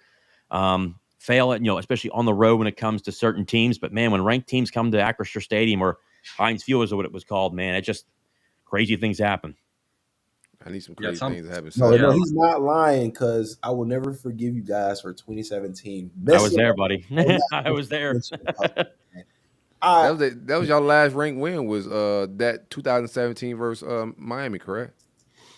No, top 5 win. Top 5 win, I would say. Top 5, yeah. because Top that was five. Miami top 5. He was ranked 2 that year. Yeah. Yeah. It was 12 o'clock game. It was a Mhm. little cold, and our quarterback was sick. Y'all were coming out. I think it was Kenny Pickett was a freshman. Yeah, true freshman. He couldn't be stopped. He running around. I'm like, brother, That's what I need here we Saturday. go. Hey, here we go. You can feel it in there, man. So I think the same things will happen this week, though. With Florida State coming in, it's gonna be the same vibes. I don't know. I Hey, think JJ, he'll Come compose on, lie his with mind. me, Don't JJ. listen to Lie him. with me. Lie with me. dude, Hey, I'll tell you what, JJ, man. if we had a Bishop Sycamore podcast on the show, he will go for them against Florida State. He would go for them against Florida State. So don't listen to him. Funny. I do read the things when they come my way, like the statistics of y'all ranked wins and when Florida State has played you guys. But sorry to keep it a stack, but that luck is gonna run out. I think we're gonna get a 30+ win on you guys, just more so because I watched you guys win against Louisville. It was a nasty game. It was nasty, rainy. Yeah. Everything can go wrong for Louisville, and you guys seem to play more aggressive in a sloppy environment like that, which is crazy. Teams dial it back in environments like that. But when you look at stats like what Christian V is showcasing, if he comes to play, that's an automatic win. You know what I mean? 4 picks. I think he needs to just go to being a motivator on the sidelines, and they need to go to their next backup. Truthfully. I'll tell you what, yeah, if he plays like he did last week, but again, it depends on what kind of guy we're going to get, because then you look at the Louisville game, almost threw for 300 yards against Wake Forest. It's all about which type of guy shows up, and I can tell you this, man, it's I don't expect Pitt to win at all. I think I really have them at like 35 to 7 or 35-14, just because our offense has been so inconsistent and the injuries. But I'll tell you what, man. It's when people come into Acrisure Stadium. It's in November. It's cold. It's going to be 35 degrees. I can't wait. I'm telling you, guys like the Florida guys, they live for these games. They're coming. I'm just telling you. I get it. We just there to we Talk just to there him, to JJ. we just there because y'all are in our way, and we there to turn some Pitt fans into Florida State fans at the end of the day. That's what we do. What's That's the weather Florida gonna be State. like in Pitt? I'm the weatherman on the show today. So what's the weather gonna be like in Pitt? It's going to be 35 degrees. It'll be clear skies. There'll be some nice, good wind chill in there, baby. But I like Silk, that. if you know anything about Tallahassee, we damn near in Georgia. It's brisk up there. It ain't brisk right now. Hey, Tallahassee It's a different gets brisk cold. up there, Hey, bro. hey, Brother, it ain't that type of brisk up here, baby. It's cold. no, but hey, truthfully, y'all playing us at a really bad time right now, JJ. You guys are very down. All 3 phases of ours are clicking. And I say all 3 because those are very important. People don't talk about kicking and changing field positions, and even our kick return he's averaging well over 32 yards to kick return. Mm-hmm. I want to say he's damn near leading the conference in play. So I think that we're even returning players off the injury list. Our receiver, I've been waiting on a 3 or 4 receiver besides Coleman and Johnny to emerge, and Bell is doing very well. And that Porter 88, he's coming off an injury, and he's showing some good flashes. So I'm just excited that we're playing good football, good balanced football, and like I say, y'all playing us at a really bad time right now. You don't think they can possibly come out slow in the cold? I'm sorry, I didn't mean to cut you off, JJ. You don't think You're good. Go ahead. You don't think they could possibly come out slow in the cold weather? Slow or not, we show slow all year. Let's be honest. But we're like one of those teams you can say because of our age and whatnot. That's the joke. But we show some good resiliency just going against the refs. The refs, we don't see calls that are horrible against us. And I don't get them by any means, but we show that if we start off slow, we gonna adjust. And you see time and time again, some of these teams are like 2-6, but they supposed to be 6-1, but they don't know how to adjust. And I don't be worried anymore. They had me worried way back with the Boston College shenanigans shit, but after then you kind of see what their identity is. But I like for them to kind of turn that up a notch going into November, honestly. I mean, yeah, when you look at Florida State, obviously, I think when we were watching tape, obviously, Keon Coleman, he's a dog. He's a day one. He's going to be a day one pick. Should be a top 5 pick. I love the speed. When he's a big wide receiver, runs. That'll be a fun matchup for MJ Devonshire. Our defense is going to have to be on point. But I think just for us, yeah, I mean, you're looking at our offense, for instance. I mean, it's going to be important for us to look at guys like Verse. Verse he's a stud. Crazy that to think he came from Albany. A guy that went there. Talk about a miss up in the PA area here. That kid's a stud. Patrick Payton. You're looking at Fisk. I think it's a good football team, man. It's a very good football team. It's Florida State's year. It's been a while since we've seen Florida State really put it together. Because obviously I was down. I was lucky enough. I went to Tuscaloosa. I went to down to Florida State. Went down to Florida State to watch the Pitt game in 2020. And I love the stadium down there. Obviously, Doak Campbell Stadium is incredible. I mean, I thought it was a great environment. You did that a little bit, JJ? Honestly, we saw it early, but then Pitt won 41-17, so it kind of got quiet real quick. You know what I'm saying? Yes. But I'm just saying, though, it was incredible, but it's a completely different team. You got Jordan Travis. He's playing a hell of a year. I think, Florida State's offensive line looks incredible at this point. Again, I don't see it as a dub for Pitt, at all. Do I think it's going to be like what we saw at Notre Dame? I don't. I don't. I really don't. I think it's going to be like a 35 to 7, 35-10 maybe. I just think when it's going to come up to this weather up here, man, it's different. It's just different up here. You talk to any of the players and they come straight up from Florida, man. It's not 80 degrees with some humidity. You're 35 and win, and we find out who the real dogs are real quick and who can take those hits and who can't. I'm just telling you, this is Pittsburgh weather. It's the Steel City for a reason. I like this guy. Hey, I like this guy. Hey, you're not lying. Hey, Kenny, you thought Boston College was a test? Okay. Bro, Notre Dame beat the brakes off of y'all. What went wrong in that game, man? Simple. Couldn't stay on the football field. On offense. Wasn't able to establish the run. Our defense was able. We intercepted Hartman in the first 2 quarters. 3 times? It looked like the ACC championship again. But the offense, you can't stay on the field. You can't establish the run. And then we had issues with punting. We were only averaging 35 yards a punt. I mean, the kid just had a rough day to begin with. It just wasn't our day. And once you start to spiral, when your defense is on the field, almost 70% of the time, that kind of stuff's going to happen, man. We went into halftime. It was a close ball game, but guess what? When your defense gets tired, your offense isn't doing their job. That's what's going to happen, and they steamrolled us. So the same thing's going to happen if we come out again and we can't get anything established and can't stay on the football field. Then I can see another blowout again. It's that simple. It comes down to execution. Are you going to do your job? The excuses of hey, we're young. It's just that's not what Pitt's about. The last 2 or 3 years, we've had major success based off of guys stepping up. It's that simple. We've had the first round picks. We've had the Kenny Pickett's, Kalijah Cansey's. We've had Habakkuk Baldonado. We've had Savassier Dennis. Those guys aren't here no more. Jared Wayne, Jordan Addison. They're not here no more. You got to do what you need to do. Step up. Find out what you can do. Y'all might need the snow. Nah, it's gonna be 60 degrees at 3:00. We good. It's 60 degrees? At 3:30. We played 3:30. Yeah, that's what we thought too. Yeah. Hey, hold on, JJ, hold on. AR, stop saying y'all in the same category. This is blatant disrespect.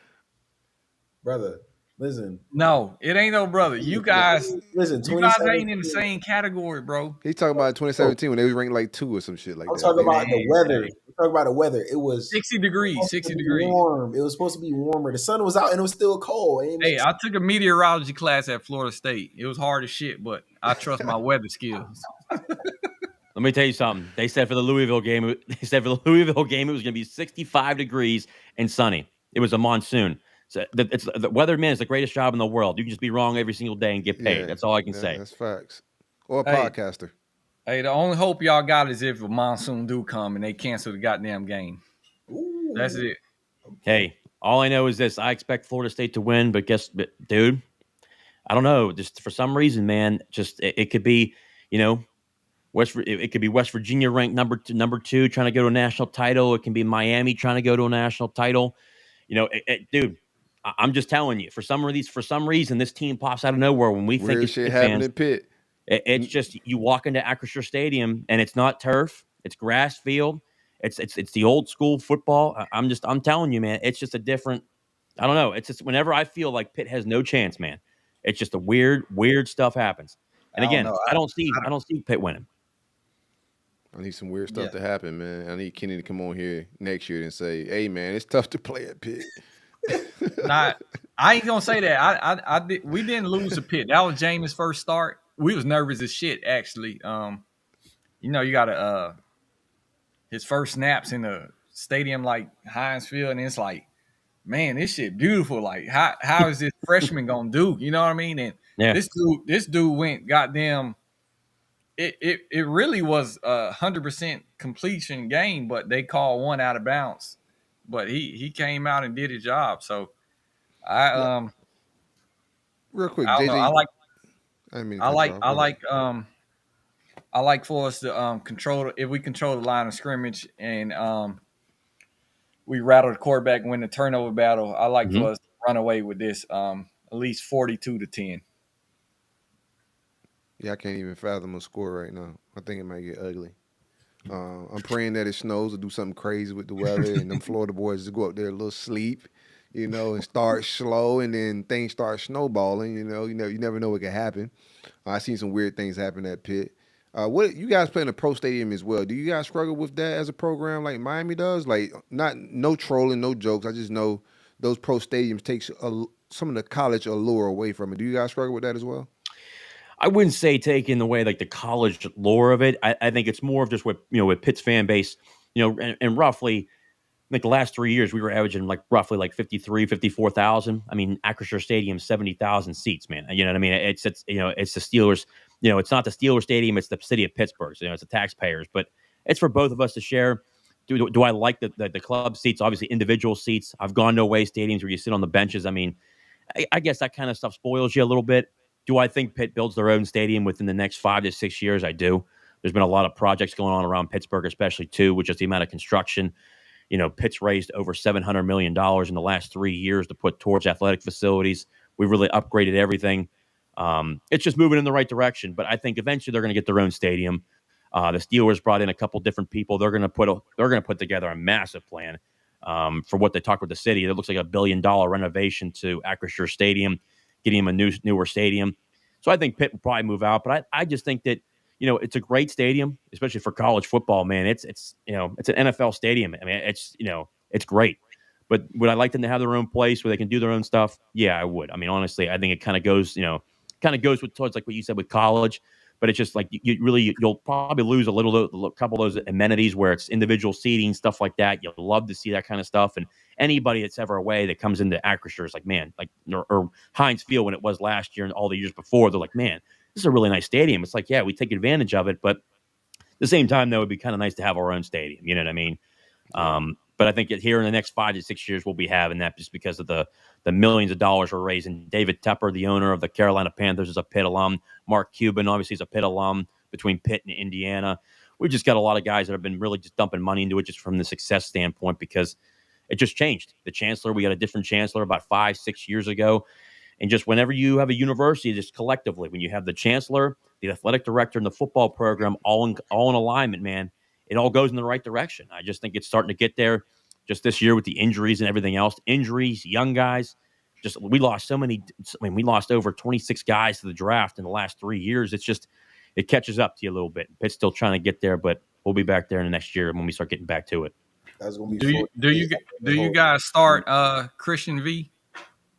Yeah, we'll start Christian Veyer again. I think, when you look at it, he started 3 games, 3 games so far this year, but he had the Louisville game was his first game, was a top 15 win, won that game. Wake Forest was rough, but he still had, he didn't throw any interceptions, had no turnovers, threw for over 300 yards, had 1 touchdown pass. No, actually 2 touchdown passes, which, at the end of the day, that should have been a win too. The slide call was just, I mean, that's just the ACC refs doing what they do. Just they're Boys is always lovely. terrible. I mean, it's incredible. They are bad. Look, we can all agree to that one. Yeah, just it's rough. But hey, it is what it is. I mean, he played 2 great games. He had 1 bad game. You look at what Notre Dame was doing, pressure, and I think what at this point with the offensive line. I think if Florida State, man, their job at this point, if I'm Florida State, man, I'm trying to bring pressures. You're bringing at this point, you're going to try to bring 5 to 6 man pressures. And I think what Pitt needs to do is, change their motto. Okay, if you're going to try to establish the run, be able to go into play action. Your prototypical pro style West Coast offense. Mix in screens. You want to be able to use the middle of the field. You want to use curls, skinny posts. You want to be able to use the middle of the field. That kind of stuff. If Pitt goes back to what they're supposed to be doing and actually having decent play calling and using the weapons that are around them, it could be different. But you got to prove it to me first. That's kind of the biggest thing at this point, and that's why I got Florida State winning. It's just it'll be a fun environment, that's for sure. But I just think that Florida State really kind of put their stuff together this year. I think just the way they're going at this point, I think they're ranked 4th right now, which is. I'm a little surprised by that. They have a stronger strength of schedule than Michigan and they Michigan. Hate us. They hate us. I think just the ACC gets a bad rap to begin with, which is ridiculous. I think it's not, JJ. Hey, JJ, I've been saying this all year long to these SEC folks. I said, we got SEC numbers. We got the SEC phone number. ACC. Yeah, y'all trying to get in it. That's why y'all got the phone number. We got y'all phone number. Like we've been beating y'all. Y'all trying to join it. ACC though, I don't know, bro. Every week is. But hey, head to head, we've been beating y'all. Nah, bro. It's just one-off matchups is just different than playing in this league, brother. It's just different. Man, look. We get bad raps, JJ. We do. Clemson got the same. They did the same thing when they was on they was running their shit. But nobody took them serious. Like we'll see what they look like in the playoffs, but because the ACC is terrible. I'm saying even from the time like I was playing, like they didn't never want to get that 2013 team the love they wanted to. Like if Alabama was doing that same shit we was doing, putting the numbers up, they'll be because they play in a tougher league for sure. But that 13 team got a lot of love. What slowed the love down was probably Jameis shenanigans, but no, that team got a lot of love from the media as far as like matchups and who they thought was the best in the country. Like the media thought very highly of that 13 team, bro. Unfortunately, I had to do content at that time, and I was miserable. You know what I'm saying? So I remember it vividly. I was happy every time Jameis got suspended, bro. Like. Nah, but they can take these damn ACC refs. Truthfully, they can take them. Yeah, they're bad, brother. Terrible. They're bad. They can send them to the SEC or whatever. I was bad. Reffing is just down, bro. Like all around, like football, I think is just down. Yeah, I think it's that between college football and just the NFL becoming softer, man. I think roughing the passer calls are getting out of control. You can't tackle the guy anymore. Yeah, it's just and I feel bad, honestly. I'm a defensive guy. It's hard for the defensive players anymore, man. If you can't hit them high because the head injuries, you can't hit them low because the knee injuries. I mean, at this point, it's unfair for them. And if any point, it's going to be really hard for the defensive players not to get hurt now because now they're thinking too much. As a football player, man, the times that you are at your best. I mean, you guys know. I mean, it's very simple. You're playing fast and you're not thinking. You're doing your job. You've won the week by Monday through Friday. Saturday comes. That's the fun stuff. Monday through Friday is all the hard work. That's the hard stuff. Saturday comes, you're going out there to have fun and just start lighting people up. It's a shame what they're doing at this point. Yeah, it's hard to tackle these days, man. You talk to some of the defenders, people that play defense in football right now, they'll tell you it's just like tackling is down and a little bit messier than it used to be in the past because you just can't flat out hit people the same, bro. It's different. You got to break down. You can't launch your body. I seen Deion's son get tossed from a game, and I was trying to figure out, like, bro, if you can't do this anymore, then we just can't. Like, this not even football. In which, at this point, by the way, the ejection rule is total bullshit. I mean, I've never seen a rule like that. If the National Football League doesn't do that, if he wants 15 yards, simple. If you want to keep doing that, I don't get that because the hit that the receiver got against Colorado was worse than what Shador did. Mm-hmm. Yeah. I It mean, makes no with the sense. other Shiloh, Yeah. like that hit was very violent. The one where his shoulder, I don't know what happened to that receiver, but it's a Almost little soft. decapitated him. Yeah, like in this coming from a receiver, it's damn soft. It's Charmin soft. Yeah. Those days of gladiator football over, man. We'll never see those days again. It's only gonna be flag football by the time our kids are playing.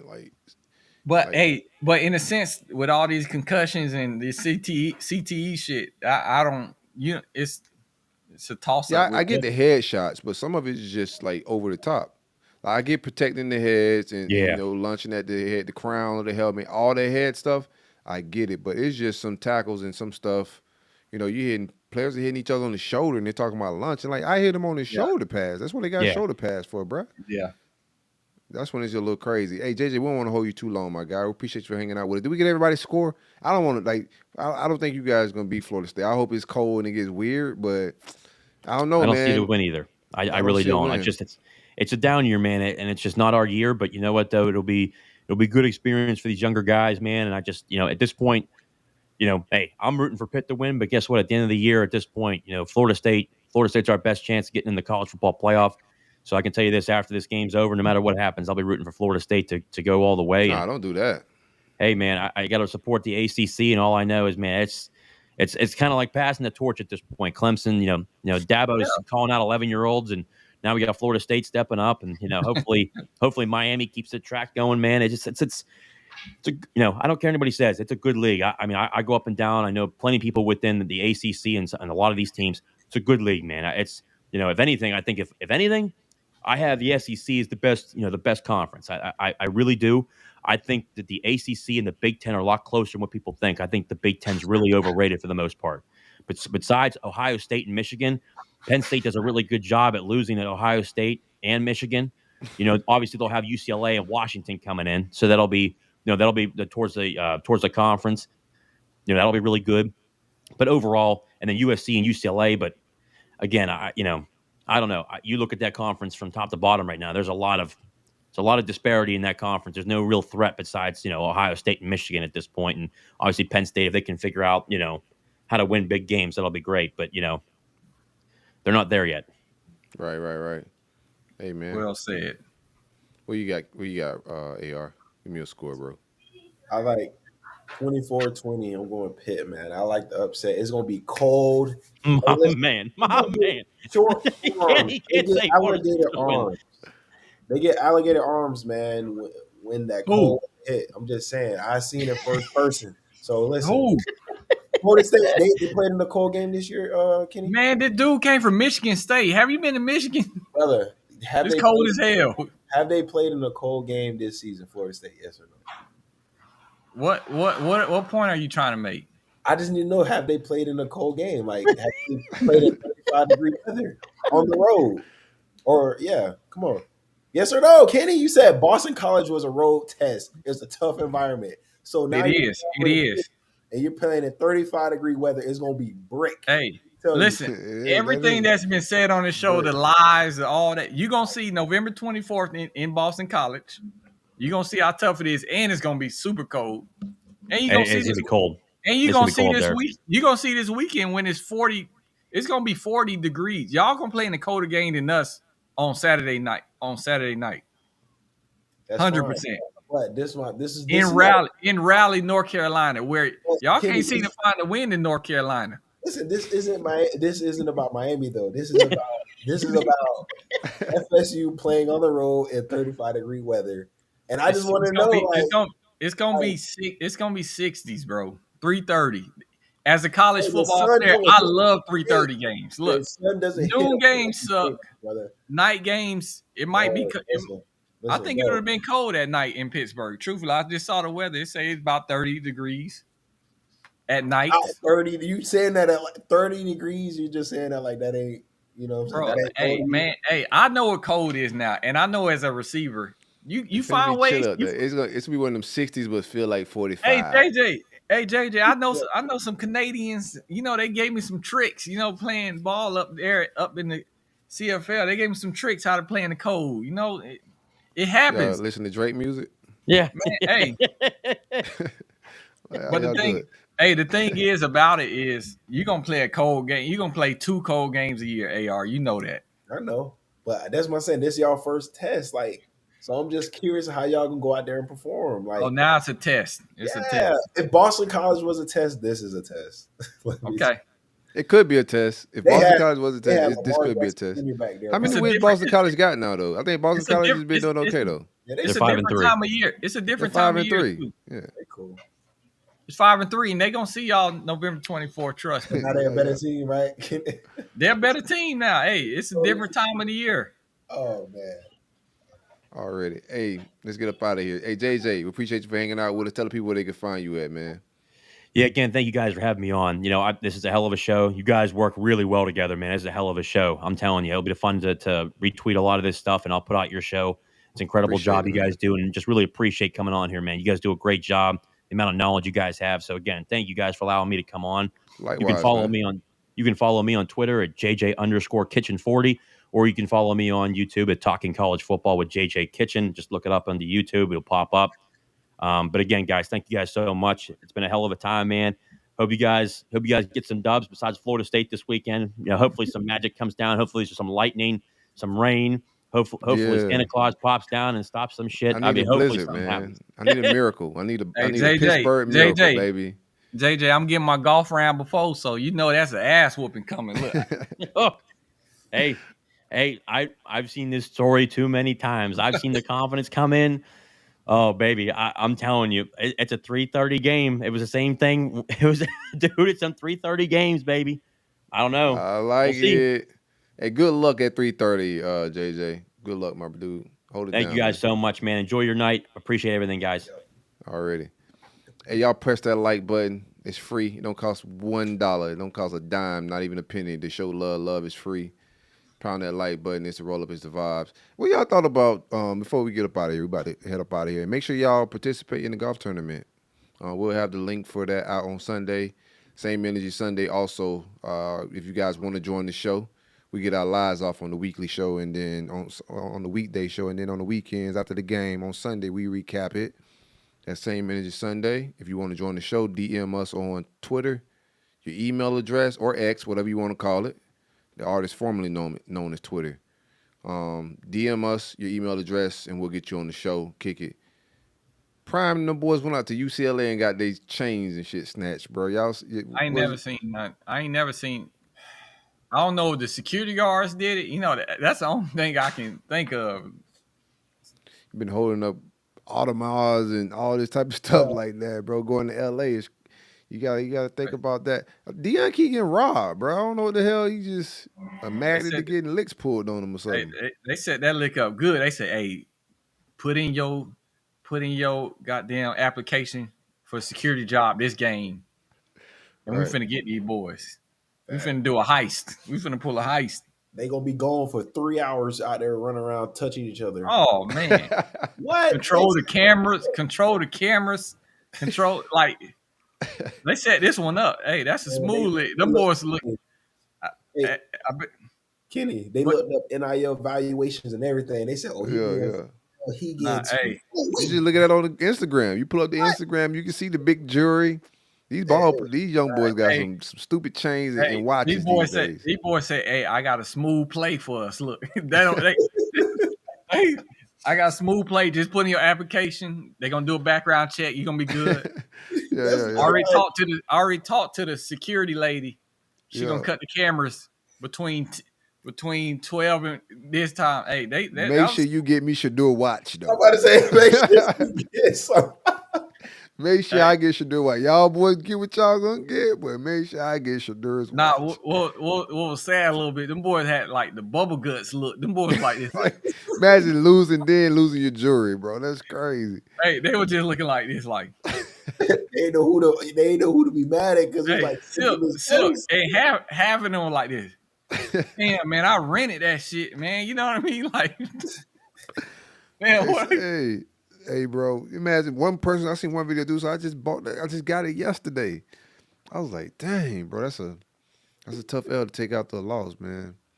And I don't mean to laugh at it, but it's on that too. Hey, this has been a weird little year, but It's been a wild year in college football. but it's a It's learning insane. curve for everybody. Shit, I ain't traveling with all that shit. Where I come from, you don't wear too much jewelry, too flashy. You know what I mean? I'm telling you. Somebody watching.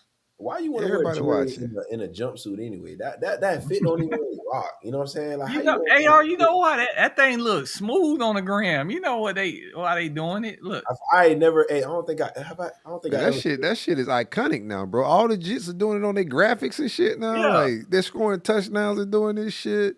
They should do it. Like that shit is iconic at this point now. I want to watch. Give me the watch, bro. Y'all boys, y'all break down the bag. Hey, Give it to but I need the iconic watch. All look, tomorrow. and Yeah. you ain't got no tracker on them. Man, you should have got some insurance. You know, you got to insure that type of big boy jewelry, man. You can't be traveling around here. UCLA too. Like they gotta. Somebody gotta be held accountable. They got my chain and my watch, bro. I'll be trying to press everything. I ain't gonna lie to you. From my not ain't UCLA one of them schools in the middle of the hood. It ain't UCLA. I think Yeah. USC is Rose Bowl. like right there. No, I know the Rose Bowl. Look, we taking a bus through first of all, it's some big ass houses in Pasadena, Facts. but outside of you like this, well, what the hell? And you know what I mean? I grew up a Laker fan, so just seeing Staples Center in person, I'm like, man, this shit catfish. You know what I mean? This shit It's hood sad a out little there. bit. No, it's sad It's, out there. It's a lot of homelessness. yeah. It's a lot downtown LA, bro. Like facts. I was thrown off, but hey, hope them boys get their jury back. Hey, I don't know.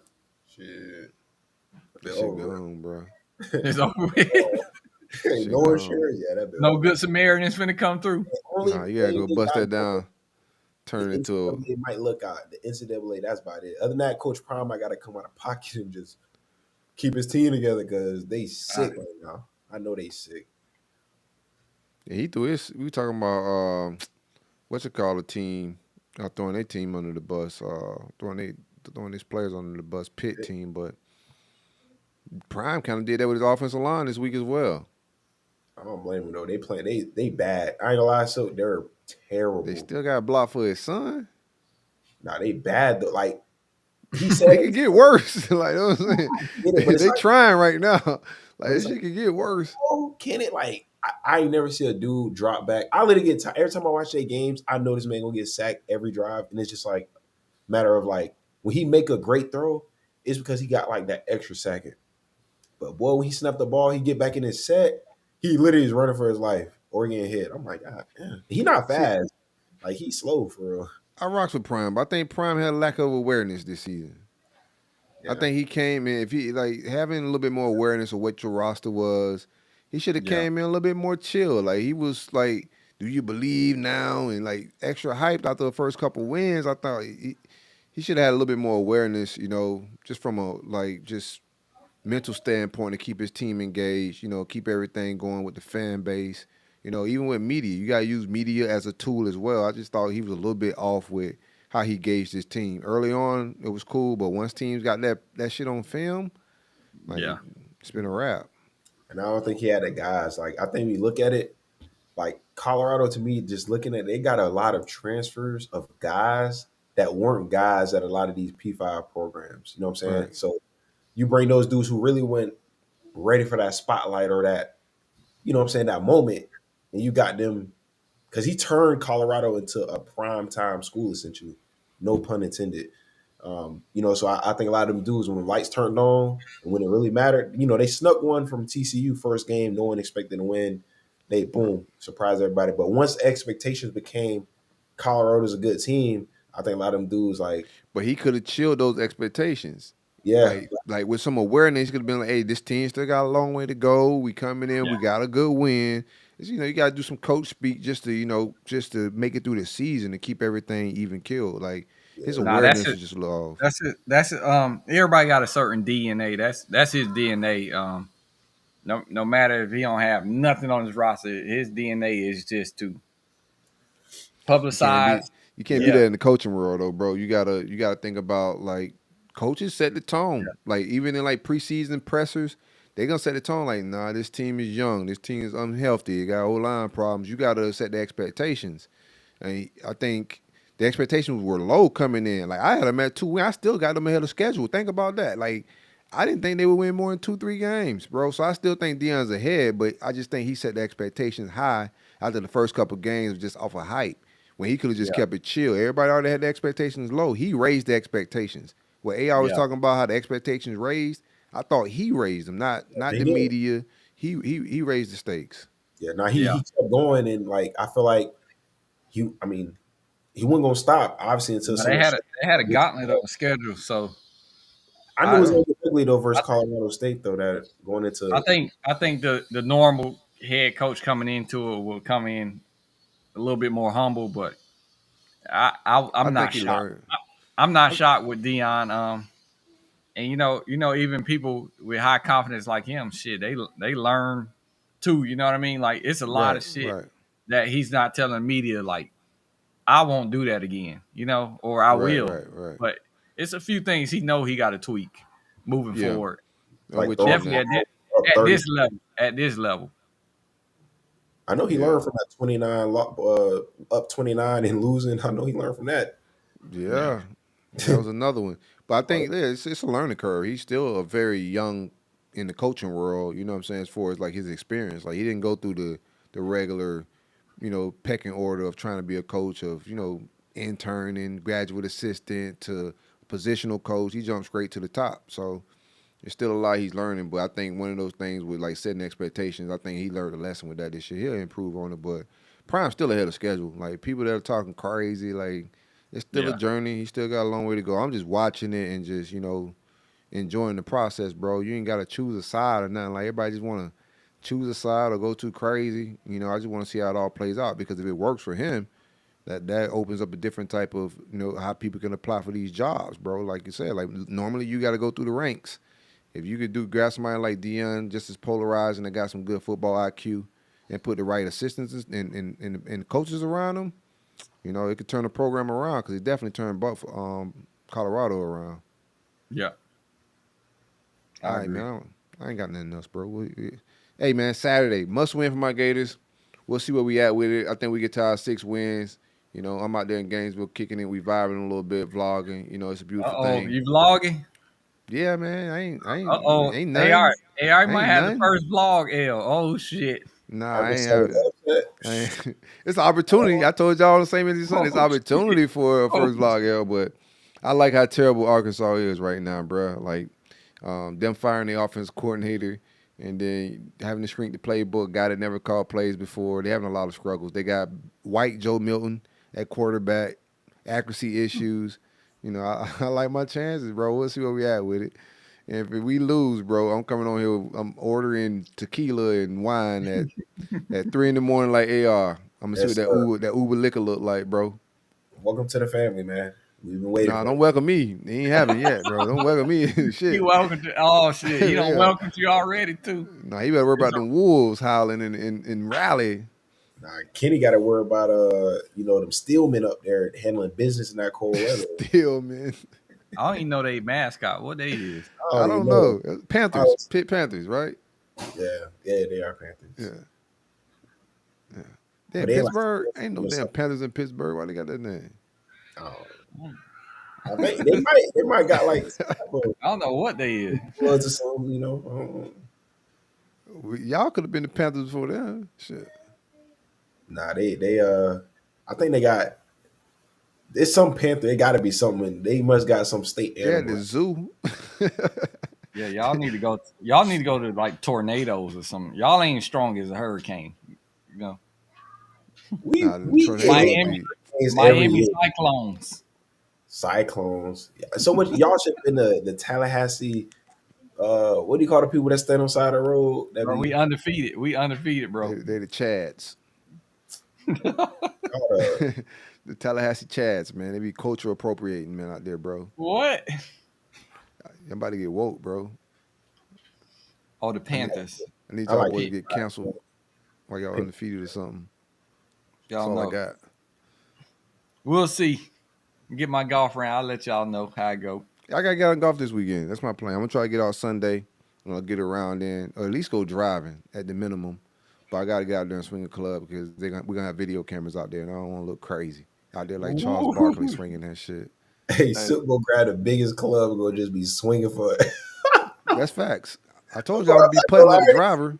You will literally, he said, I'm gonna just go practice. I'm practicing with the driver. Oh yeah, I already know what type of game. Go win. Yeah. That'd be as hard as possible. Still, go hit something other than the driver. That's all I can say. Just jumping back in. Hey, no, low as I'm going to 3-wood, bro. I ain't. I'm saying bro. just get you a 7 and a 9. Mm-hmm. That's a drivers. The smaller they get it, the smaller they get it, less likely I'm gonna hit the ball, Kenny. That's what I'm saying. Driver is hard. People be thinking like, oh, I can hit with this big ass club. You be like, shh. No, I can swing a driver. It's humble. All right. At Top Golf. I'm telling you, I done been out there. No, Top Golf, right? Y'all think I've had a golf tournament before? Y'all think of a golf before, bro? I'm telling you, bro. My hand-eye coordination, bro. I could I'm good. I was a baseball kid, bro. I could golf a little bit. I'm just rusty.